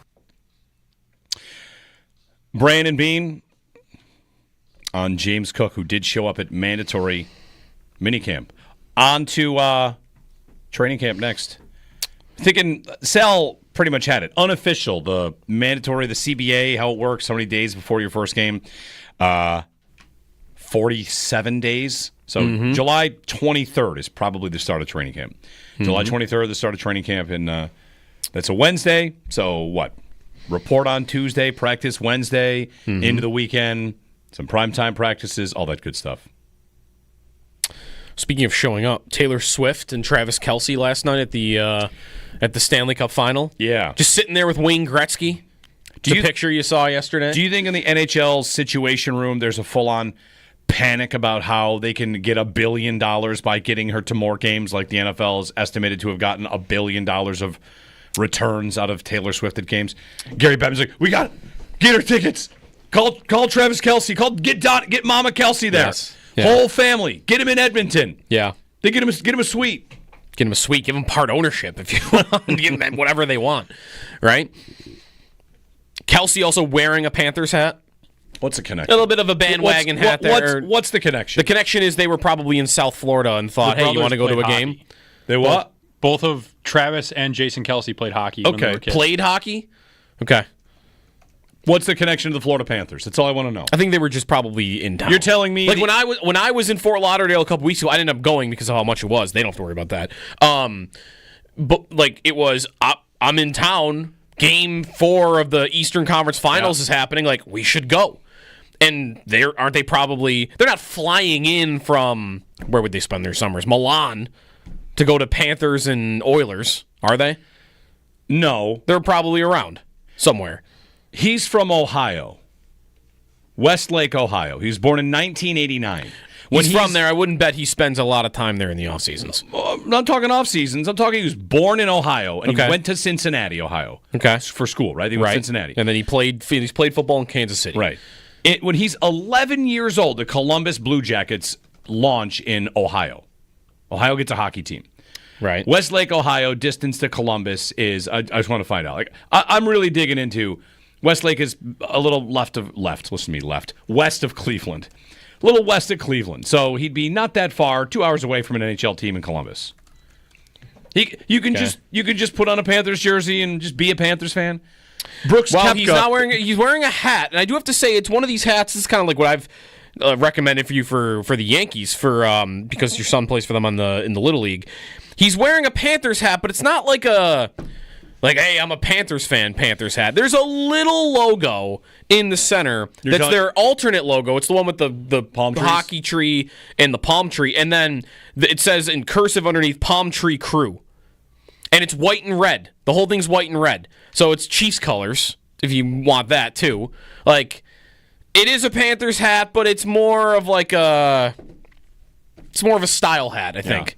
So we're going to see them in an Oklahoma City Thunder game this week. They've had Matthew Tkachuk on their podcast, the Kelce brothers. Have they? What does that really mean? There you go. Well, if they're lots tight of people with, on their podcast. If they've got a friend who's on the team. They've had both of them, actually, Matthew and Brady. Okay, so they're like the Senators now? Oh, they might have done like a brothers podcast. There you go. If they are in the finals, I bet you probably would see them I'm around. just a little bit nervous about, I'm sorry, you like the Chiefs and also the back-to-back Stanley Cup champs potentially. Oh, what a coincidence. All of your favorite teams are amazing. Right. What are you going to see, Mahomes at a Dodgers game tonight? Right. That might have happened. I don't even know. Anyway. I mean, these guys end up going around the winners, don't they? Sure. You could LeBron at the LeBron wearing a Yankee hat in Cleveland. Don't forget about that. Yeah, he did that. And he's been at Cowboys game. LeBron's all over the place with that. Don't they just follow around whoever ends up being good? I think the biggest bandwagon fan is not the bandwagon fan like the guy you saw at the mall wearing a Patriots hat 15 years ago. It's the star athlete. The winner star athlete, because they're just going to all the other good teams' games. They're the bandwagoners. Also Drake. Right. Those are the two. 803-0550. Brady. Oh, don't get me. I'm going to stop You're now. fired up about Brady Brady. showed up at the Liverpool parade. Get out of here. Nobody wants you here. Leave. Isn't he part owner? No, LeBron is a part owner. I didn't see him there. Brady's a part owner in Birmingham City. Right, you go to your team, your whatever third tier soccer team. Nobody wants you at the Liverpool parade. I was so mad when I saw that he was there. 803-0550. Happy Friday. Happy Father's Day. Father's Day and the U.S. Open. Great tradition. Yep, It's how I know. it's also very early this year. Father's Day? The 15th? Feels like it's always. Isn't it usually like the 25th? Maybe I'm wrong on that. I'll confess to not knowing. Is it just a formula? Like, how do we? Is it the third? It's the third. It's The third Sunday. The third Sunday. Okay. In that case, this is the earliest it can be. Right, because June 1st was a Sunday. Okay. The third Sunday in June. So okay, this literally is literally is as early as it can be. It is one of those things in the calendar where I know what weekend Father's Day is, or what weekend the U.S. Open is, because I'll be like, oh, well, that's Father's Day, so that's when the Open must be. Okay. Anybody on the course with their dad in their entourage? We're going to get one of those? I haven't seen any stories like that. By the time we get to Sunday, we might get that. Are we headed towards golf trying to do a thing that the Lakers did this year, where it's LeBron and Bronny on the court at the same time, and look how historic and whatever? Are we gonna? Is golf gonna try to manufacture that with Tiger and Charlie Woods? They'll play in a major together and they'll put them in the same pairing. Like, what a moment! And not to say like that should be snickered at, but it could be if they force it. You know, like we don't know how good he's going to be because how old is Charlie Woods at this point? 16, 17, and he's doing okay. He's doing pretty well. He's pretty good on these. And Tiger's body is like breaking down. So it'd be a good question for Charlie. Let's say he gets to this point, he qualifies, and he's in a major. Yeah, would he want to play with his dad? Because don't forget, like one of the funniest things about that LeBron-Bronny thing was when Bronny claimed he never thought about playing with his dad before. I never thought about it. I'm like, okay, buddy. sure. Never thought about it. Never, not once. Never came up. Because it doesn't even have to be a good story for him. Like it would be, but what comes with it? You'd have to be good at like ignoring it, right? Yeah. I think Bronny probably actually has done a great job of ignoring how much he's gotten of, you're only here because of your dad. Like, you didn't earn this. You have no right to be in the NBA, which there's defense to that, but doesn't mean from his vantage point it's great to hear. And if Charlie Woods is like just an average junior golfer and, you know, he qualifies in some way that's, oh, they're only putting you in here because your dad is Tiger and they want the moment, then what will you get? You'll get people on TV yelling at him like, you didn't earn this. Well, you have to qualify for. He'll have to qualify for a major. It's like it's like a sponsor's exemption. Then they'll say you didn't earn it. Okay, so that would be the part that would be all right. We're having a little Fun Hat Friday here. If you're on the YouTube feed, you can see Joe and I have changed into our NOCO hats. We have new NOCO hats. What hat are you talking about? I don't see a hat. It's camo. It's camouflage NOCO hats. Earlier this week, looks just like a floating orange NOCO logo above our heads. Earlier this week, I gave Joe a NOCO pen for his birthday, and then we wondered if NOCO was still around because like they sold other gas stations. We found out they are still around, and they are nice enough to send us hats. So now we have NOCO hats. It's Fun Hat Friday. I think this is the first time I've ever had a camouflage anything on ever. Yeah, hat. Can't imagine I've ever had like a jacket. Never gone hunting in my life or anything like that. So, I think this is my first entry point into camo. This is also a good reminder for anybody out there that like our I guess our hats are advertisable space. Yeah. Here we are. Anyway, 803-0550 and 1-888-550-2550 to join us. Jeremy and Joe on WGR. Game 4 goes to Edmonton. Draisaitl the winner. Very exciting. And tonight you get the NBA firing back up. Tonight, I am very worried as somebody who bet the Thunder confidently before the last game that if the Pacers win tonight. Tonight, the world decides whether or not they take the Pacers seriously. Yes. 2-1. Pretty significant underdogs, too. 3-1, you have to take it seriously. I think you do. Definitely. Be big more. I would love it if the Pacers win. I think the Thunder not only got crowned in this series, they've been crowned as an inevitable dynasty. That's that. And they've not won their second game of their first trip to the finals. And they get talked about as an inevitable dynasty. Yeah, will this be a dynasty was a popular question on the debate shows before this series started. Yeah, we'll see if they win tonight. All right. We'll get a break in 803-0550 on WGR.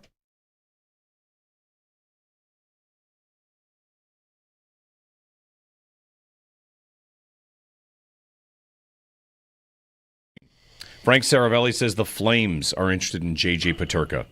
And Marco Rossi, by the way, with the Minnesota Wild, who maybe he gets moved from Minnesota. That's a player that I know a lot of Sabres fans wanted the Sabres to draft when they drafted Jack Quinn. Mm-hmm. So Marco Rossi could be moved from Minnesota. But Peterka and the Flames, which... it seems like a weird fit to me. But if you think he's gettable... then if I were them, I would make the call. The Rangers traded Chris Kreider and Josh. We were talking in one of the breaks. Josh said that there's a chatter out there. The Rangers are kind of loading up for an offer sheet.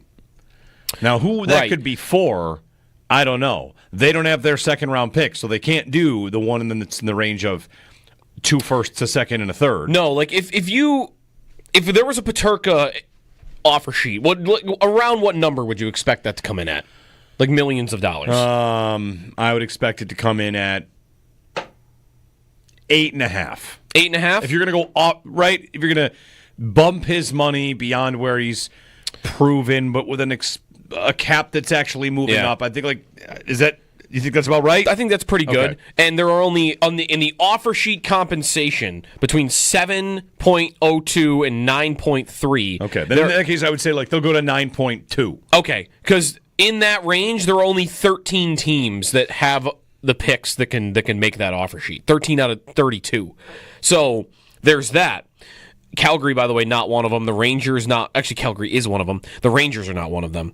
But the Rangers, who were the team that were rumored to even be getting close to acquiring him at the deadline, the Rangers don't have the ability to do anything between 7.02 and 11.7. So they could, if he had the desire to go to New York, they could say, hey, let's offer sheet you at 7 even. Yeah. But are the Sabres going to move? That's 1 first and 1 third to do that. Yeah. You want a late first round pick?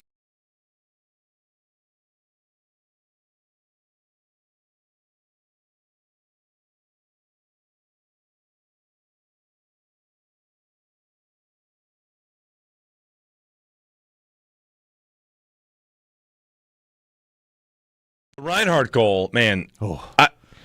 Yeah. When it's funny, Reinhart and Eichel have probably different reactions around here.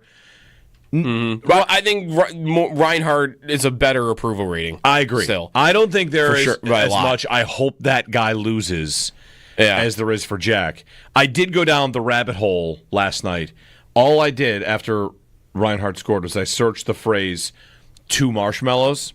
From I wrote it on our website, I want 2 marshmallows. The idea was the Sabres just drafted Reinhart. I want them to tank one more time for McDavid or Eichel. Okay. And all the pictures of Eichel and Reinhart together. I saw somebody with a picture of their kids. It's outside of Harbor Center, and there's Eichel and Reinhart on the sides of 2 young kids, and the kid's shirt says "The future starts now." It's just. It's so wild to see it. And Reinhart is different. And I think about him, I think the reason people think about him differently is because while, Jack's divorce from Buffalo was not friendly and it involved surgery and medical situations and really messy stuff, Reinhart's was just, they don't want to sign me long term. Mm-hmm. And I've had enough of it, so I'm going to leave. Right. And I think a lot of Sabres fans would say, yeah, that was kind of dumb, that they never were willing to pony up long-term for him, and he decided he wanted to leave. And he also got plenty of grief for how they played. He might not have had the best relationship with the media. Some of them were after him a bit. And to see him now, it's like watching... It's like when I watch my dog run full speed in a park. I think, yeah, look at that guy. Look at him go. Look at him. He's free, you know? Mm-hmm. Did he get the benefit of that, though, with like how the relationship ended?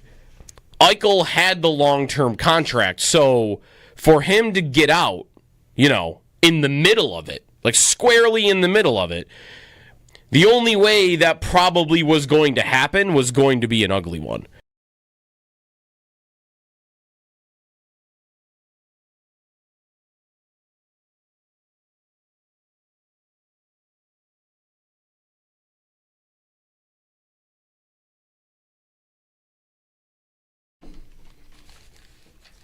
Watching Justin Thomas go through it, huh? He just hit it into the lip of the bunker. He's 8 over.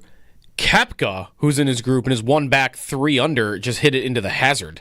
But I don't know what that hazard... It looks like a creek? No, it's a ditch. What is that? That's a ditch? That's a ditch. Interesting. Well, he's in there somewhere. That's something that would not be fun to stand and try to hit your ball out of. Zach Rosenblatt of The Athletic predicts that Garrett Wilson will break the Jets' receiving record this year for receptions and targets. Do you know who has that record? Al Toon. 4th. Wayne Corbett. 10th. Keyshawn Johnson. 7th. Most receptions in a year. For the Jets. For the Jets. They've had 2 seasons of 100 receptions ever. Robbie Anderson. There's a Richie Anderson in here. Okay, not him. Jets franchise record for catches. 109 on 171 targets. Ooh. So many targets. So happy about that Wayne Corbett pick. It's pretty good. The Jets, Lavernius Coles. 5th and 6th. I felt good about that one, too. Santana Moss. Let me scroll down here. Scrolling. 23rd. 74 was his high. The Jets' all-time leader in catches. Mm-hmm. I'll give you a hint. His quarterback that year was a former Bill. Braylon Edwards? No. The other one. It's Fitzpatrick. The other one. It's Ryan Fitzpatrick. It's Ryan Fitzpatrick. Not to Braylon Edwards, to the other guy from the Bears. Braylon Edwards wasn't the you're thinking of Eric Decker, by the way, was the other one. This was the primary guy. Yeah. He does a podcast now. He came over from the Bears. Yes, he did.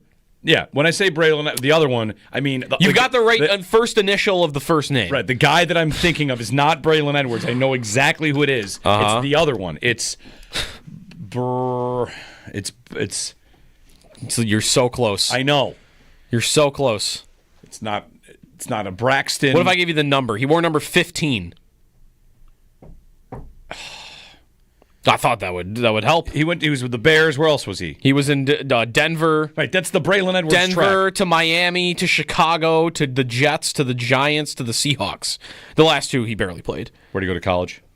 He went to college in Central Florida. I don't think that helps. It's going to make me so mad that I'm not going to get this, and I know exactly who it is. I do think you know who exactly who it is. I do know who this is. That's the funny thing. I'm confident you know exactly who it is. You just can't get the name out. Braylon. No. Not Braylon. It's a name that starts a common name that starts with B though. Bill. No. No. Bob. No. Ben. No. The first 2 letters are actually correct.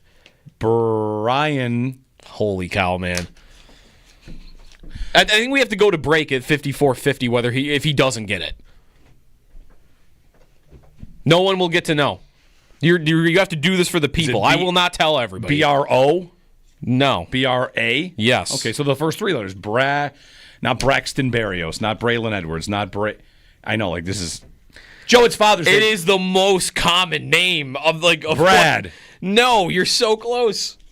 The most common name that begins with BRA? Yes. Yeah.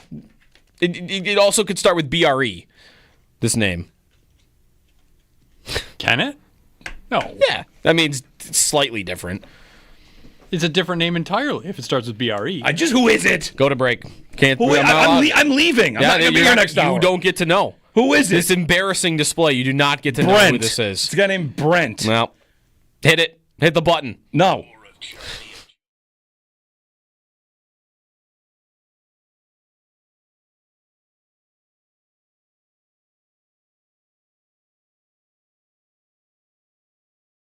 Googling most common B names.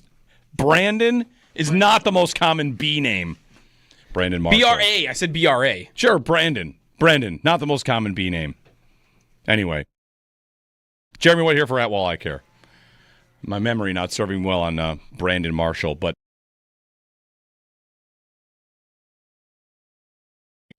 Frank Saravelli says the Flames are interested in J.J. Peterka. And Marco Rossi, by the way, with the Minnesota Wild, who maybe he gets moved from Minnesota. That's a player that I know a lot of Sabres fans wanted the Sabres to draft when they drafted Jack Quinn. Mm-hmm. So Marco Rossi could be moved from Minnesota. But Peterka and the Flames, which... it seems like a weird fit to me. But if you think he's gettable, then if I were them, I would make the call. The Rangers traded Chris Kreider and Josh. We were talking in one of the breaks. Josh said that there's a chatter out there. The Rangers are kind of loading up for an offer sheet. Now, who that could be for, I don't know. They don't have their second-round pick, so they can't do the one that's in the range of 2 firsts, a second, and a third. No, like if there was a Peterka offer sheet, around what number would you expect that to come in at? Like millions of dollars. I would expect it to come in at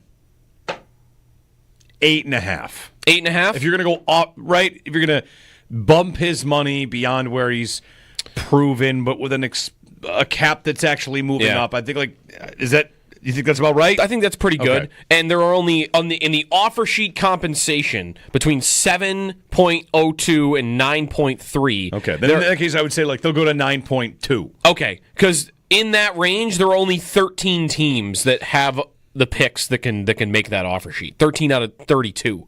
So there's that.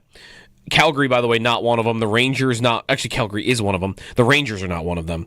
But the Rangers, who were the team that were rumored to even be getting close to acquiring him at the deadline, the Rangers don't have the ability to do anything between 7.02 and 11.7. So they could, if he had the desire to go to New York, they could say, hey, let's offer sheet you at 7 even. Yeah. But are the Sabres going to move? That's 1 first and 1 third to do that. Yeah. You want a late first round pick?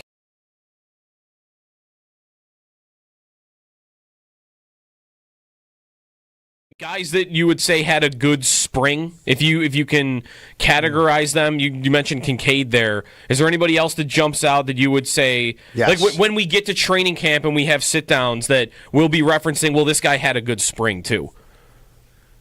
Joe Andreessen is top of mind right here. I tweeted about him yesterday. I'm going to read what I wrote because I want to make it, I think this is exactly how I want to phrase it. Joe Andreessen has gone from a cool, fun story to a guy who can play in the league to what I believe to be a player who can really help the Bills this year as a primary, reliable backup middle linebacker and main special teamer. Really impressed with his spring OTAs and minicamp. I think Joe Andreessen, now I want to make sure I said it like that because he's not starting over Terrell Bernard. He's not starting over Matt Milano. That's not even really his position. He's a middle linebacker. That's what he does. He calls the defense. But I'm here to tell you, I think right now he has cleared the bar of he is the number 2 middle linebacker over Bale Inspector in my mind because Bale Inspector has not been available this spring. I can say that. He hasn't really practiced. We know that. But also because I think that he just looks like he has become a legitimate NFL backup player on the Buffalo Bills. I'm most impressed with his coverage ability. There are a lot of 7-on-7 they do here, guys, and it just seems like he's getting to a spot he needs to get to right away, and we know he can diagnose and tackle already. That's a guy that comes to mind right away. Is coverage just being stickier, basically, in coverage, more fluid? I mean, I would say, Jeremy, understanding where to get to and getting there very quickly. Yeah. You know what I mean? Like and like when he diagnoses very, very fast. You know, that's the whole thing with Milano and Williams. We've talked about this with Dorian Williams and Matt Milano. Dorian Williams really plays fast, but sometimes he just takes him a little extra bit to see where he needs to be, right? Matt Milano diagnoses so quickly on plays. That's what makes up for any of that, you know, what he might have with the physical speed to get somewhere. I'm not comparing Joe Andreessen to Matt Milano, but I say he's much more like that, which is Joe Andreessen is a really great athlete. Look at his scores and all that. I get that. But I mean, it just seems like he knows where to be very, very quickly.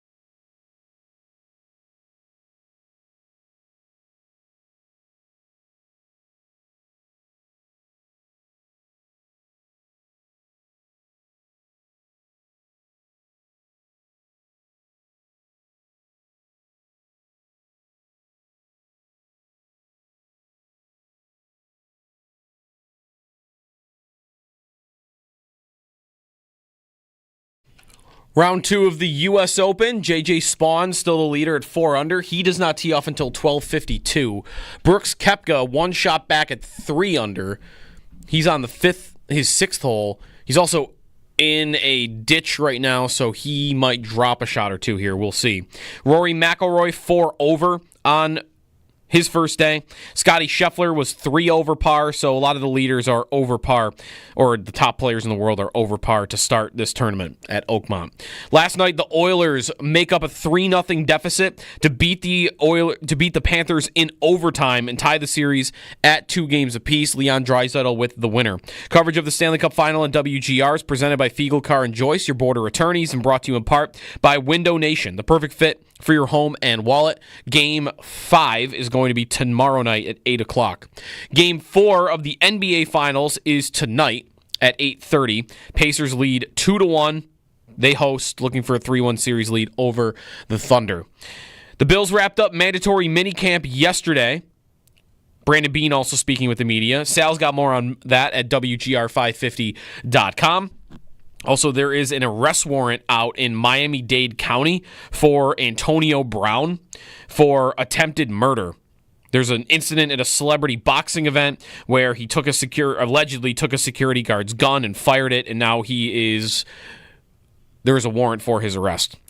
That's your Paddock Chevrolet Sports Update. Paddock Chevrolet celebrating 90 years of being your hometown dealership.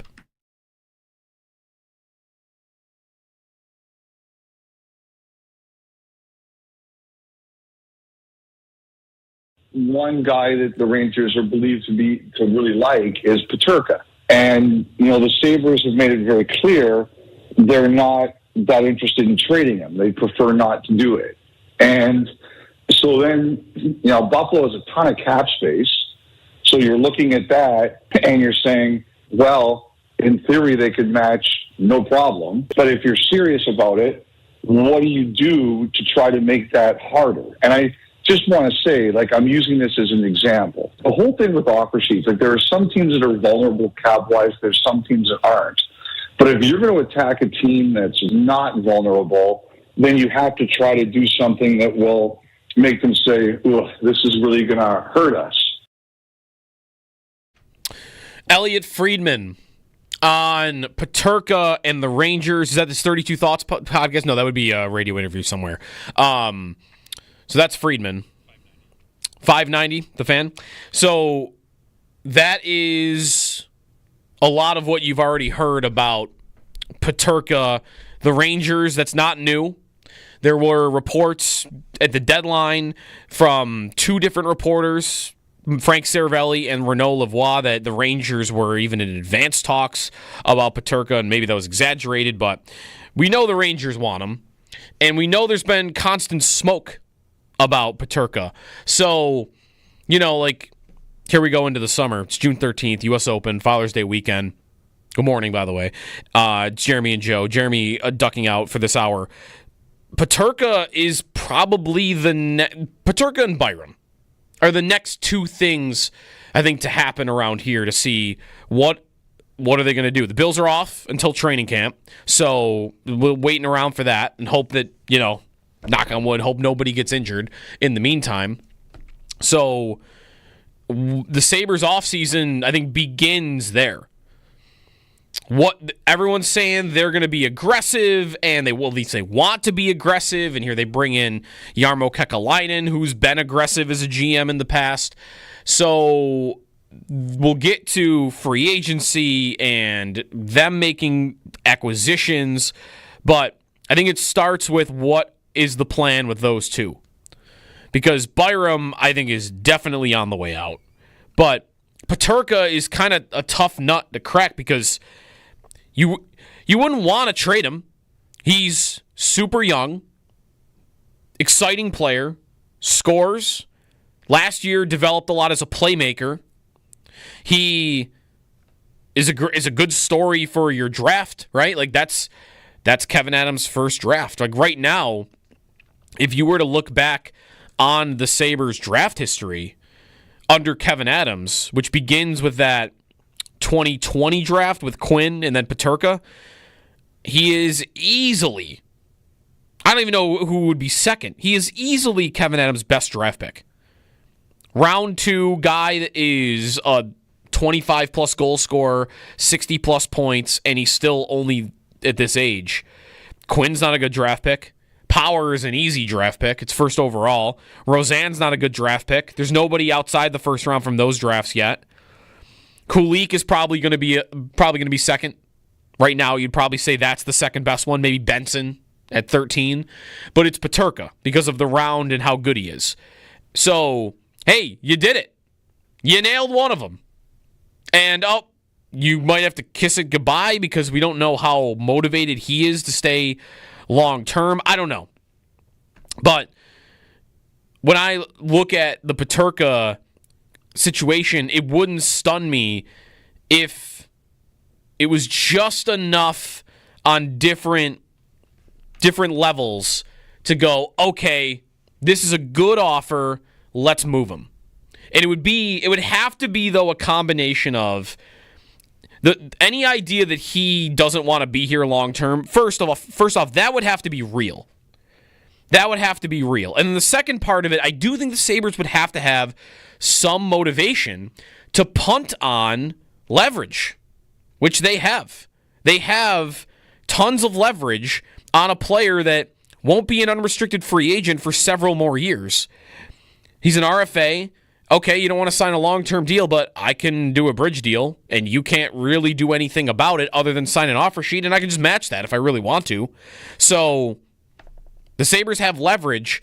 For them to punt on that leverage, I think there'd have to be some desire from them to want to use him to change out a one-dimensional, a very good one-dimensional offensive player for a more, complete 60-foot player that is going to give you more elements of his game. Without that, I don't think he gets moved. But maybe they have that desire.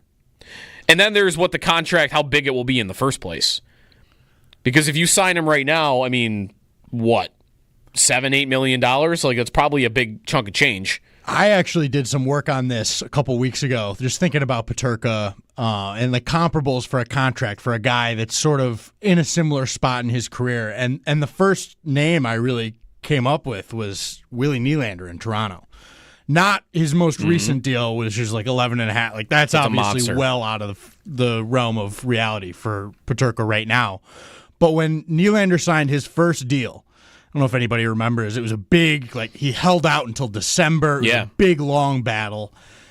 He had been about where Peterka is in his timeline. He had a couple years in the League Pro, pretty good. I think Peterka last year scored 61 points in 71 games. And that was his high. That was Nylander's high until his, seventh season in the league? Exactly. Yeah. So Nylander has had very similar production numbers and very similar, I think, built like player archetype. Offensive dynamo, not always necessarily responsible or effective in their own zone. Maybe some questions about attitude or effort at times. Not a big guy, so you're not getting much of a physical element. I think there's a lot of very strong comparables between these two players. When Nylander signed that deal, it was in it would have been 6 years for $7.51 million, which at the time was roughly 10% of the cap. Okay. Now, we want to talk about roughly 10% of the cap today for the Sabres. It's going to be $9.5 million. Yeah. That's a lot of money. Yeah. I think he would have a defense. Like, if I were, what you just did is exactly what Peterka's agent should do. 100%. Yeah. Should take that example, which is pretty close to the same, and say, this is the amount of money that my client should get. But we don't think there's a way he's getting $9.5 million, right? I can't. Unless it's maybe on an 8-year deal, and they must love him at that point. Because you have to believe then that Peterka can become what Nylander's become, which is a superstar offensive force that will show up and makes things happen on his own individually and has improved. You know, there's still some bad video out there from Nylander, but his defensive game and effort has improved, noticeably. If that gets him to league average, then great, because the offensive production drags the rest of that profile up. So I don't think I see a world where the Sabres decide to give him that much money. It just feels like that's a big bet. I believe in Peterka, and I think he probably could be that kind of player. But I think you need to see a little more of that before you sign him to that contract. And not lost in this is the steps that Nylander took to get that deal. Like he held out. He was in Sweden for half the season. Right. Yeah. And that's that probably drove it up. Whatever that could be, $500,000, great. But that matters too. I don't think Peterka's going to get nuclear like that here. Yeah, I wonder. I mean, I would guess he wouldn't also, because you only see a couple of guys that have ever really done it to that extent. Right. One of them was here. I mean, Michael Pekka held out the entire season, I believe. Right. So it's not like it's never happened, but it is rare. Is Peterka the type? I don't know. I don't know enough about him, but could he say, I don't know if he could play because he's an RFA, but could he go, I'm just going to go hang out in Germany. You let me know what you want to do. Yeah. I'll wait until you decide that I'm worth the $9.5 million, or you could trade me. Yeah. I don't think he's the type to take it to that extreme. From the Sabres standpoint, man, a contract like that, you got to decide if that guy is an integral part of your core. And there is an argument that maybe he should be. I guess I don't really... Again, there's a lot of confusion and interesting questions, I think, about what his contract would look like, what his future is, and what the Sabres think of him. Yeah. Because I know they think he's a good player, but do they see him as an integral member of the core in the way that they certainly feel that way about Dahlin, they feel that way about Tage, and they certainly feel that Power is going to at least grow into that because they already paid him to. Right. Everybody else, I think it's at least a little bit up in the air. And I would include Peterka in that. Tuck, by the way, I think they would say they want him to be a part of that. He's just not under contract yet. It's just yet. up to him. So, like, what do they think of Peterka for that? Are they not sure yet? Because the contract and the Sabres are on the fence about him as a player because you only really do get the offense. By the way, like, for how true that is, you are getting positive results, but like, if you look into some of the numbers last year, when Peterka's on the ice for the Sabres last season, and this is just even strength only because it wouldn't be fair to include power play for him when he never penalty kills. Right. So just at even strength, the score when Peterka's on the ice last year for the Sabres is 71-60. Okay? Pretty good. Yeah. Plus 11 goal differential when he's on the ice. By percentage, that's one of the best Sabres on the team. Dahlin is like the only one that is way above everybody else for that. But like 60 goals given up in his amount of ice time, that's one of the highest rates on the Sabres. It is the highest rate of any of their forwards. And if you look at, like, just to compare him to, Thompson, for instance, or whoever, if you look at shots when Peterka's on the ice last year, when he's out there, it's 499 for the Sabres. It's 544 for the opponent. Tage, for instance, it's 523 to 497. Yep. He's on the ice less than Tage. And gets way more done against the other team is getting a good amount more of shooting and shot attempts and goals when he's out there on the ice. That doesn't mean it's bad. I told you the score. Right. It just means it's a fast pace. It's high event hockey, kind of back and forth, which, do they want to play that way? It sounds a lot like the type of thing they've tried to go away from since Don Granato employed that style and they missed the playoffs by 1 point. I think that is the biggest question about what they believe with Peterka is, what do they want to be? Do they want to lean into that, which got them the closest to the playoffs that we've seen? Or are they going to stick with what we saw a little bit more last year and being a little more conservative? Because if you want to become a stingier, more difficult to play against sort of an operation, Peterka is not a core piece of a team like that. I think he is the core piece of a team like Toronto that is a high octane, everything's about outscore and just go out there and make plays. I think it all comes down to philosophy about what they think is going to get them where they want to go. And it's one thing to have a guy like that on your team, because I could have a guy like that on my team and still employ a certain style and have him be valuable. But it's another thing when I've got to now commit to 8 a years lot of money, $9.5 million, and a big contract. So, like, wow, we got the U.S. Open on in here, by the way, not the sidetrack, but Scotty Scheffler almost just broke his ankle. Oh, boy. Like, he fell on it after his drive. Anyways, so, but back on Peterka, they've just, the reason I question them wanting to pay him long-term like that is this chase that they've had for 2 years now, at least how they talk, and their actions spoke to this at least for one of the last 2 years, of, scoring's not enough.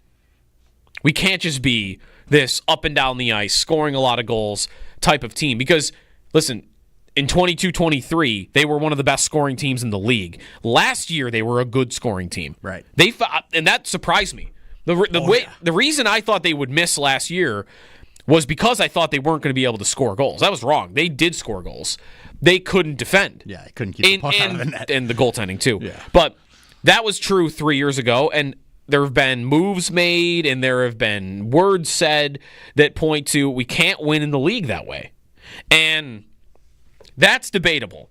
There are teams that do win that way. Right. But I think it's pretty easy to see the Sabres would like to be a better team, a more responsible team, a more mature type of team in their game style and maybe even in their roster build. And accomplishing that, I don't know if giving JJ Peterka $8+ million lines up with their desire to kind of become that style of a hockey team. Yep. I think you have to work with what is available to you, and that's not just on your roster, but that like what's available to you in moves you can make, trades, draft, whatever. I think that you need to be able to self-identify the talent that you have on a roster and recognize what will play favorably to that roster. Because every team is built differently. You draft guys, and sometimes they don't turn into the players you think they're going to turn into. Sometimes a guy that you think is going to be an offensive force ends up growing and puts on some weight, and they become a defensive stalwart. So you can't always dictate as a team builder, coach, GM, whatever, what your players turn into. And you have to decide whether you want to change the players out to fit what you want to do systematically and stylistically, or you have to figure out whether you have to change your system to match the talent that you have. I think in Buffalo, where it's a little more difficult to swap those players out, it might be more important to be able to adapt and to recognize we've got this many guys that can effectively play this style, so let's find a way to maximize that. I think that's the direction that they need to really go in, where they need to be able to self-scout and go, all right, with Peterka, do we want to keep him? Is there somebody out there that we can get that just fits better into the style that we want to play, right? Strategy that we want to employ? And I don't think you can force either side of that equation either way. Well, I also want to make clear, like, I don't think I also would move him. Like, I would probably sign him to a bridge deal, and I would let this draw out a little bit longer and let him continue to play for me. But like all this talk of like whether they'd want to, I'm sure they don't. I mean, there was a report that they don't want to trade Peterka, but it's not just in a vacuum of, well, we just want to trade him. It's, would you want to trade him if you've got a team or a couple of teams out there that are like, love the guy, willing to overpay and give you something that you want to plug into your because like we're talking right. It's not Peterka versus, it's not having Peterka versus not having Peterka. It's having Peterka versus, oh, the Rangers want to give me, and that's right. Where you got to fill it in. They want to give me Keandre Miller. They want to give me another valuable player, but a different type of player. Right. Like that's what the question is. And for that, I think it is up for debate. And I think it is, I don't know where I lean. I know how I feel about what they're going to do with Byram and what they should do with Byram. I don't think if I had to bet right now, I would bet he doesn't play another game for the Sabres. I totally agree. Peterka, I probably bet he does, but I wouldn't feel super strong about it. No. So, he's a good player. At some point, we all are frustrated by their situation, and everybody always is demanding, got to do something. This isn't the something usually that people would want. Yeah. This is, but like, sometimes you got to make a concession and realize, like, sometimes you're going to have to move a guy you maybe don't want to move, and that'll hurt, but can it help? But that's where I think I would still bet that they don't do that right now, even if both sides aren't sure about a long-term deal, because you're not really in a rush. Right. Like, I know there's no clock here. Yeah, he doesn't have a contract. The only thing that puts a clock on it is somebody offer sheets him. And as we kind of laid out, and Friedman laid out, like, some teams don't like doing it. Other teams don't have the picks to do it. The Rangers don't have really, I don't think, much ability to offer sheet Peterka. And, okay, we had a rumor earlier in the day about Calgary likes Peterka. He's going to want to go to Calgary? I doubt it. Why does he see, I mean, not to say the Sabres situation is maybe better, but it's not like Calgary is you're going to a small Canadian town, so you're not really upgrading if you're looking for a big city type of lifestyle. Right. If you're even looking for that. And then competitiveness, going to a winner. I mean, sure, they made the playoffs more recently. They're not some model of winning, though. So, I don't know. He's got to sign the offer sheet, too. Right. And that's a team. They have the picks to do it, but I don't know. I think he probably plays for the Sabres this year on a short-term deal. That would be my guess right now, and he'll probably play really well, and we'll see what type of jump he takes. Does he take the Nylander jump earlier than Nylander did? Nylander, as you compare their contracts and where they are at this point in their careers, Willie Nylander, who's become a 40-goal scorer, I think 3 years in a row. Yeah, 3 years in a row scoring 40 goals, 4 years in a row putting up 80 points. He did not do that until he was 25 years old. His 6th year in the league before he put up numbers like that. Before, as we talked about, his career high was 61. Right, which if Peterka's already passed this year. And if Peterka goes a couple years earlier than Nylander, and he has a year, which I do think is possible, of 40 goals or 80 points, that's a 12-point increase, and they make the playoffs, then he's on the team. Yeah. And they're going to pay him a huge amount of money. Yeah. If he has that season and they miss the playoffs, you might say the same thing. But it to me is, let's go one more year. Let's see how it goes for both the team and for you. And then, with still having multiple years until we lose your rights, then we'll start to figure something out. I think that's the most likely scenario, too, where they don't make a rush decision on a player that they don't need to rush with. Yep. He's a good player. You have him now. Player that I still think everyone's open to being a great player. Maybe you would even say there's an argument. There are some numbers that you could look at that say he is a great player already. I think that he's not good in his own end. A talent that could be. I'd say that he could be as impactful and important to the Sabres as Tage is at some point if he puts it all together. I know that might sound crazy, but offensive talent-wise, that kid can play. He makes things happen. He creates space. We saw his playmaking really take a step this year. He's always had the ability to finish. I think that he is a Willie Nylander level talent. It's whether he can be insulated with players around him and whether he does the things he needs to do to reach that sort of maximum potential. But I think it's absolutely in there for him. 803-0550 is the phone number. If you've got a thought on this, there was a Bills comment we had a little bit earlier relating them to fantasy that I wanted to get to. It's not really a fantasy point. It's more about, some of the guys that have had some good springs for the Bills. Good spring season as we wait about a month here a little more than a month till training camp. It's a Friday. It's Father's Day weekend. U.S. Open is on. Scheffler did not break his ankle. If you go watch this video, if you find it, you can't believe his ankle doesn't. All of his foot is on its side, and his whole body weight is then on it. Oh, man. He's got a weird driver swing. U.S. Open continues. Koepka bogeyed, so he is now 2 shots back of the lead. 803-0550, the phone number on WGR.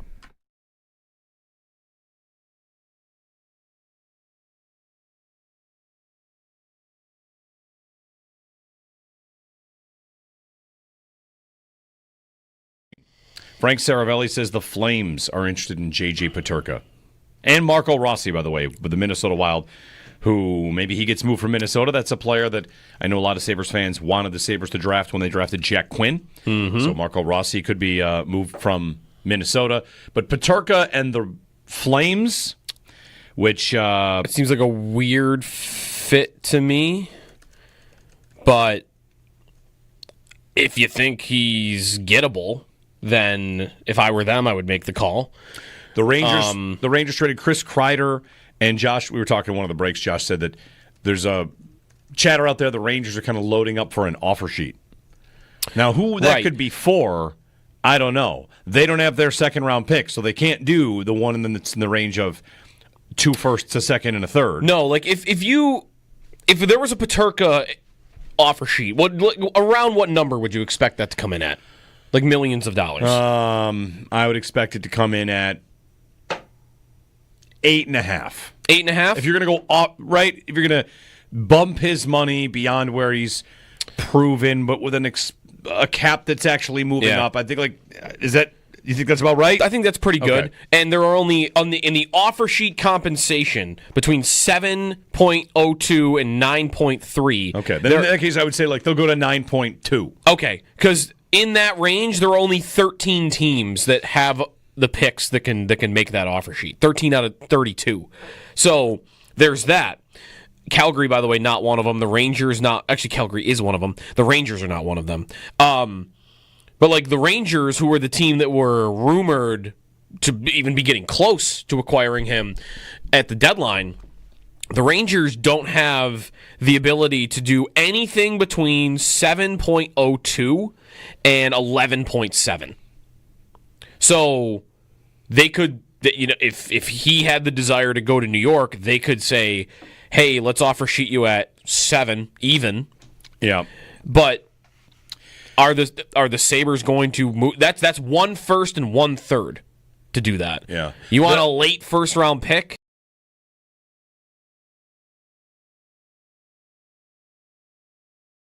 Guys that you would say had a good spring, if you can categorize them. You mentioned Kincaid there. Is there anybody else that jumps out that you would say, yes, like when we get to training camp and we have sit downs, that we'll be referencing? Well, this guy had a good spring too. Joe Andreessen is top of mind right here. I tweeted about him yesterday. I'm going to read what I wrote because I want to make it. I think this is exactly how I want to phrase it. Joe Andreessen has gone from a cool, fun story to a guy who can play in the league to what I believe to be a player who can really help the Bills this year as a primary, reliable backup middle linebacker and main special teamer. Really impressed with his spring OTAs and minicamp. I think Joe Andreessen, now I want to make sure I said it like that because he's not starting over Terrell Bernard. He's not starting over Matt Milano. That's not even really his position. He's a middle linebacker. That's what he does. He calls the defense. But I'm here to tell you, I think right now he has cleared the bar of he is the number 2 middle linebacker over Balen Spector in my mind because Balen Spector has not been available this spring. I can say that. He hasn't really practiced. We know that. But also because I think that he just looks like he has become a legitimate NFL backup player on the Buffalo Bills. I'm most impressed with his coverage ability. There are a lot of 7-on-7 they do here, guys, and it just seems like he's getting to a spot he needs to get to right away. And we know he can diagnose and tackle already. That's a guy that comes to mind right away. Is coverage just being stickier, basically in coverage, more fluid? I mean, I would say, Jeremy, understanding where to get to and getting there very quickly. Yeah. You know what I mean? Like when he diagnoses very, very fast. That's the whole thing with Milano and Williams. We've talked about this with Dorian Williams and Matt Milano. Dorian Williams really plays fast, but sometimes he just takes him a little extra bit to see where he needs to be, right? Matt Milano diagnoses so quickly on plays. That's what makes up for any of that, what he might have with the physical speed to get somewhere. I'm not comparing Joe Andreessen to Matt Milano, but I say he's much more like that, which is Joe Andreessen is a really great athlete. Look at his scores and all that. I get that. But I mean, it just seems like he knows where to be very, very quickly.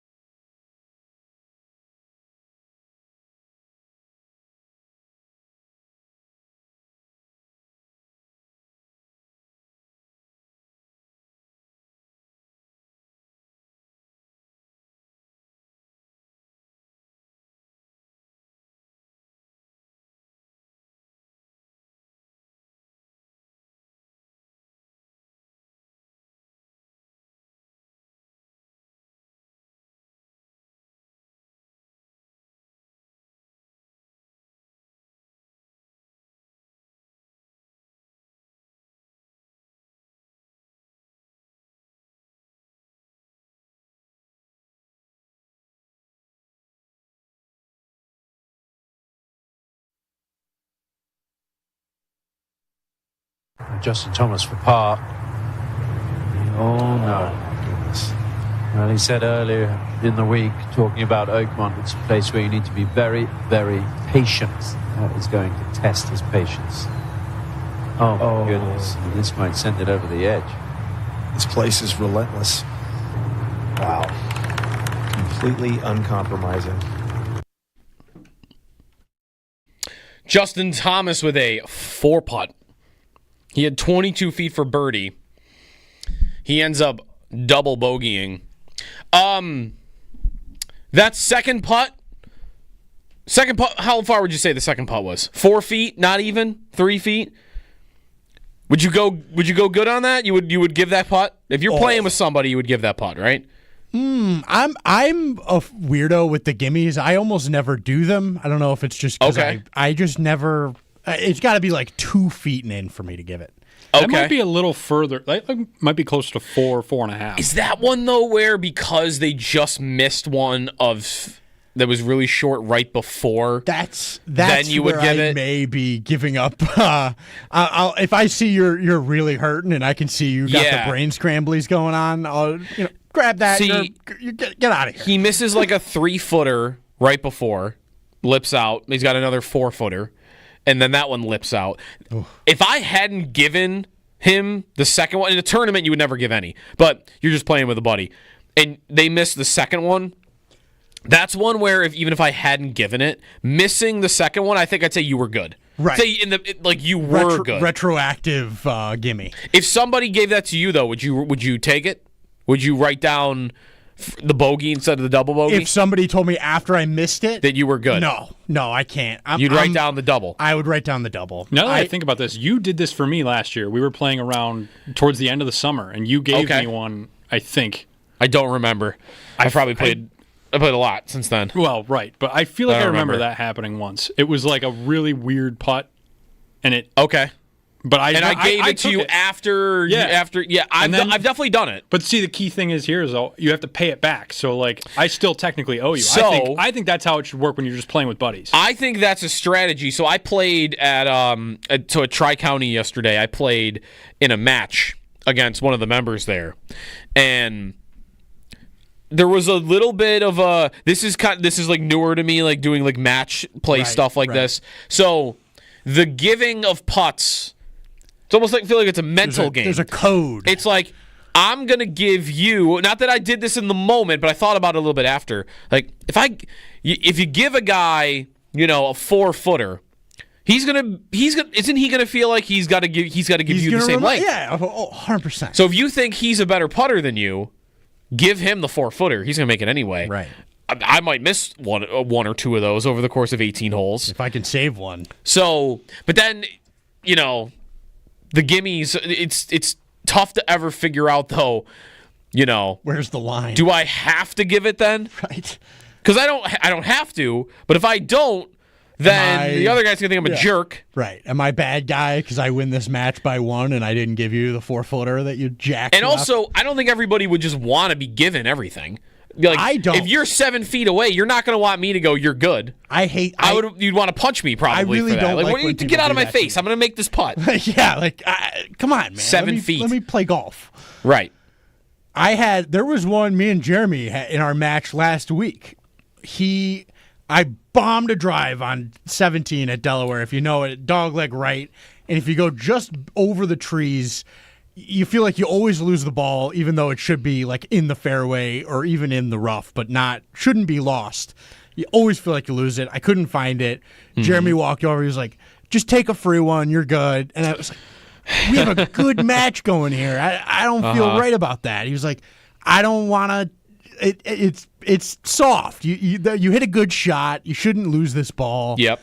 Gallery would have found it. Like, just take the drop. You're good. This is right where you would have been. We know this shot. You've hit it a million times.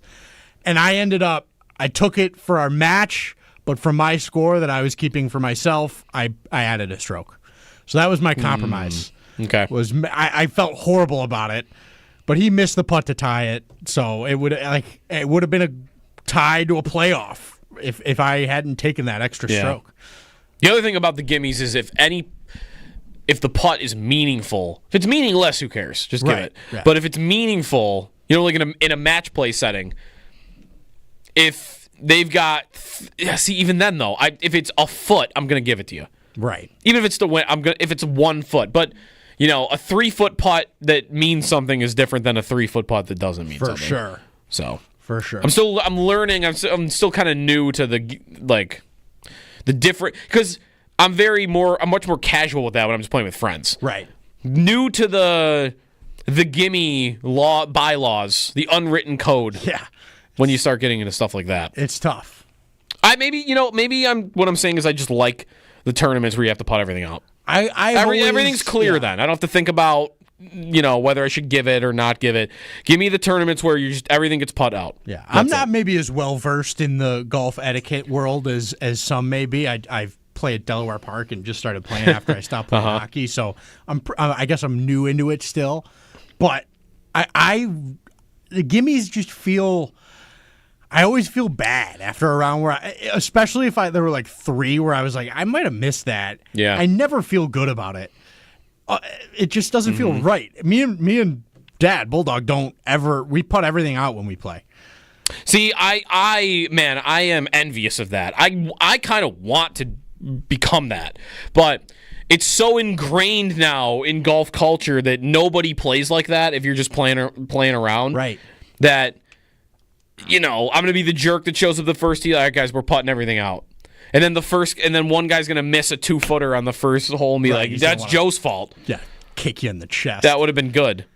I need to play with you 2 more. Maybe is the answer. Yeah, so I can putt everything out. You know where we play. You know when we play. Yeah, 803-0550. I do need to get out there. Nice Saturday morning. Oh. So we put a poll up. I put a poll up in the 6 o'clock hour when we were talking about Reinhart. So last night, Sam Reinhart scores the second latest game-tying goal in Stanley Cup final history. The first latest was Game 2 of this series. Reinhart scores with 19 seconds left. And how there really isn't this... It's not the same level of hatred, or maybe there is no hatred towards Reinhart the way there is towards Eichel. One point we did not bring up in all the differences between the two, because I do think there are a lot. One is the contracts, how Eichel was on an 8-year deal and in the middle of it. The only way you're getting out when you have a deal like that, I think, is to make it ugly. Whereas Reinhart, when you don't have a contract and you're a year away from being able to become an unrestricted free agent, I think it's way easier to get out without having it be tumultuous. So that's part of it. Eichel being the kingpin, he's Batman and Reinhart's Robin. It's not the Reinhart era, it's the Eichel era.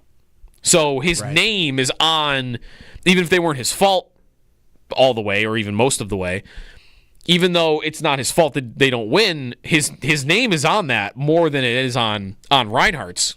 The other difference that somebody in the chat pointed out that we didn't mention, and how much this really could have made up for a difference on these polls that I put up, which is just pretty simple, kind of like figuring out what the approval rating is. Do you like Sam Reinhart?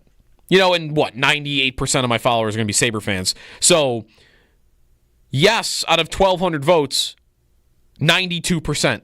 Yeah. Say, yeah, I like Sam Reinhart. Sabre fans like Sam Reinhart. Eichel, do you like Jack Eichel? 25% say yes. Right. That's actually higher than I thought it was going to be. I a quarter. thought it would be less than that, too. So 3/4 say no.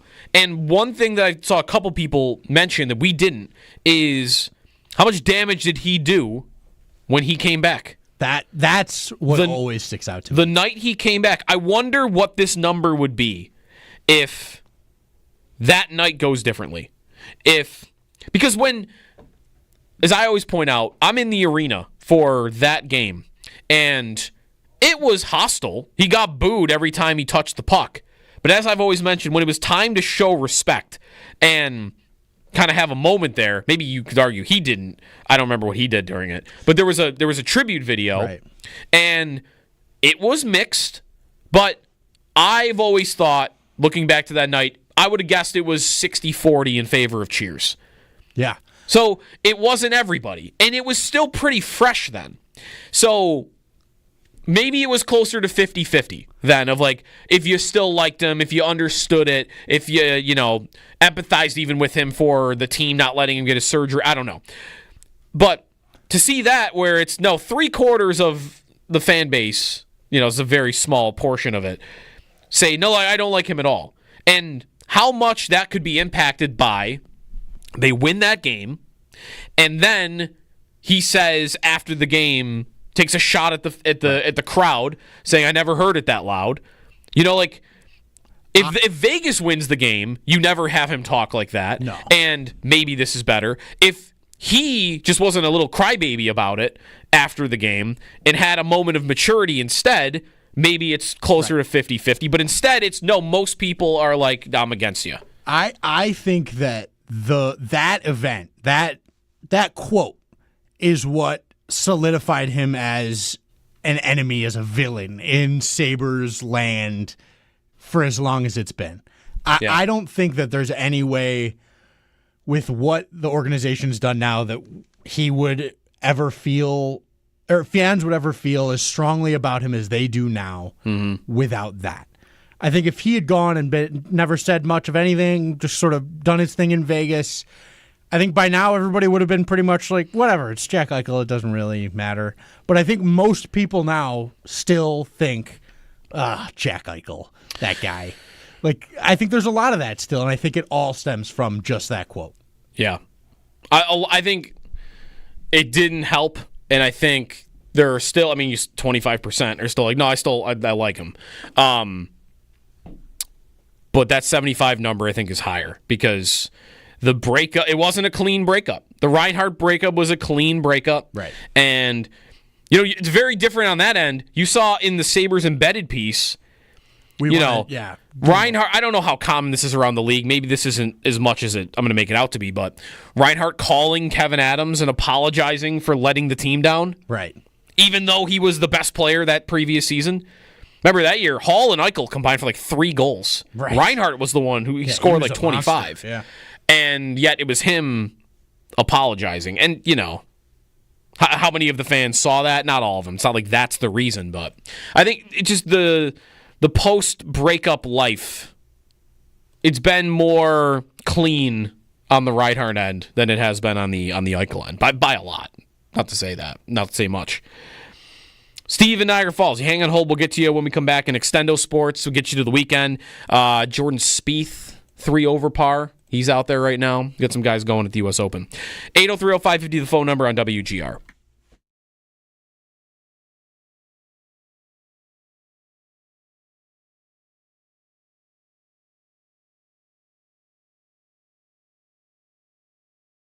Reinhart goal, man.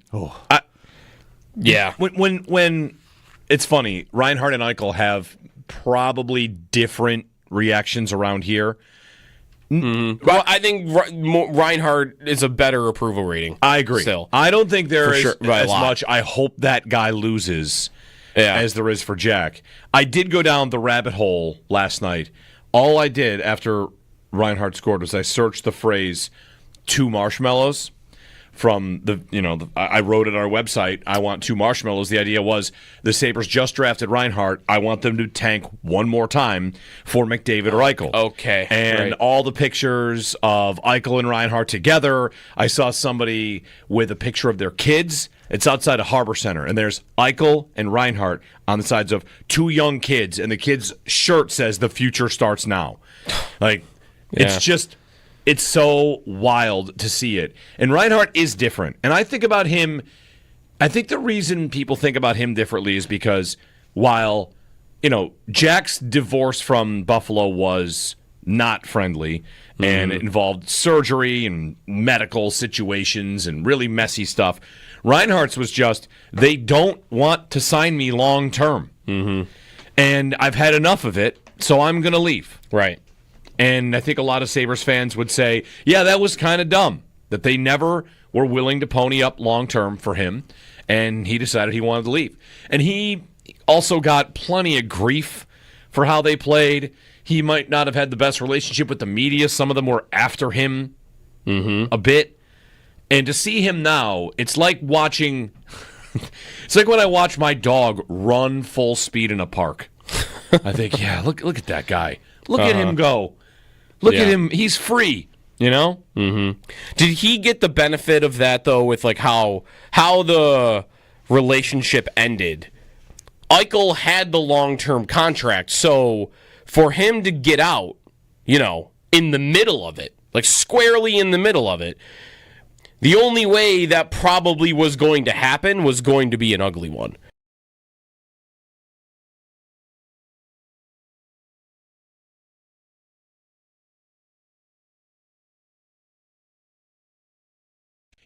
The thing about this series, this matchup, Florida and Edmonton, so they're tied at 2 games apiece.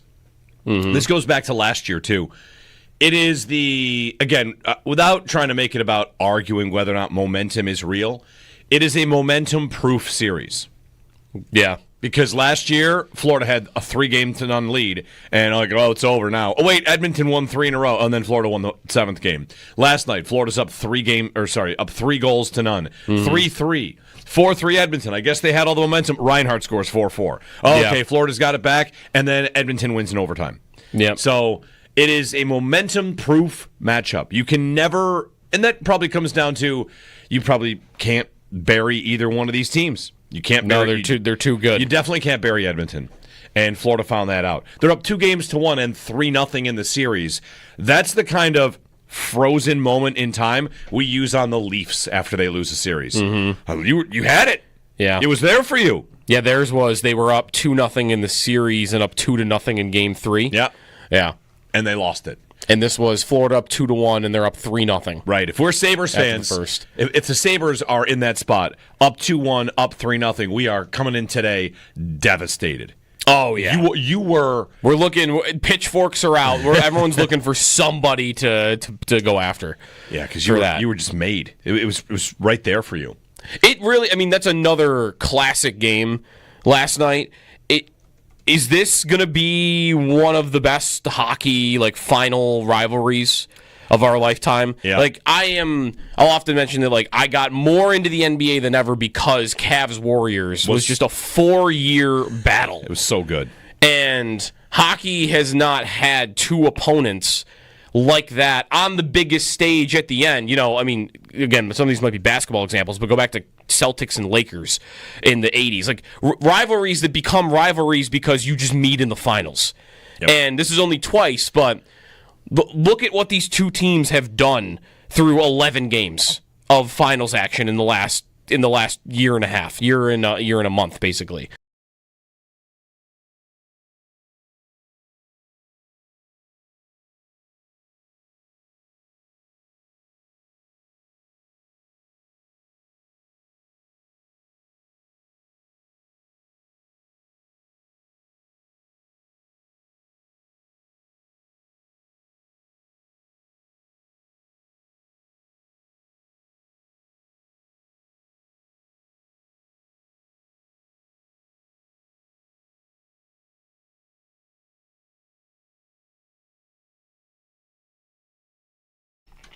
Extendo Sports. Let's get Steve in Niagara Falls in. What's up, Steve? Not too much. As you guys are talking about that putting, I got a buddy, he'll take those 4 to 5 footers and pick them up, and you're like, eh. So I figure, you guys could liken it to those gimmies as taking food from a stranger off a plane. Taking food from a stranger. Yes, yeah. Never do it. Yeah. Now wait, is he picking these up without someone telling you you're good? Yeah, usually. Yeah. Oh. Yeah, and he knows he's gonna miss them. Yeah. And does anyone ever call him out on it?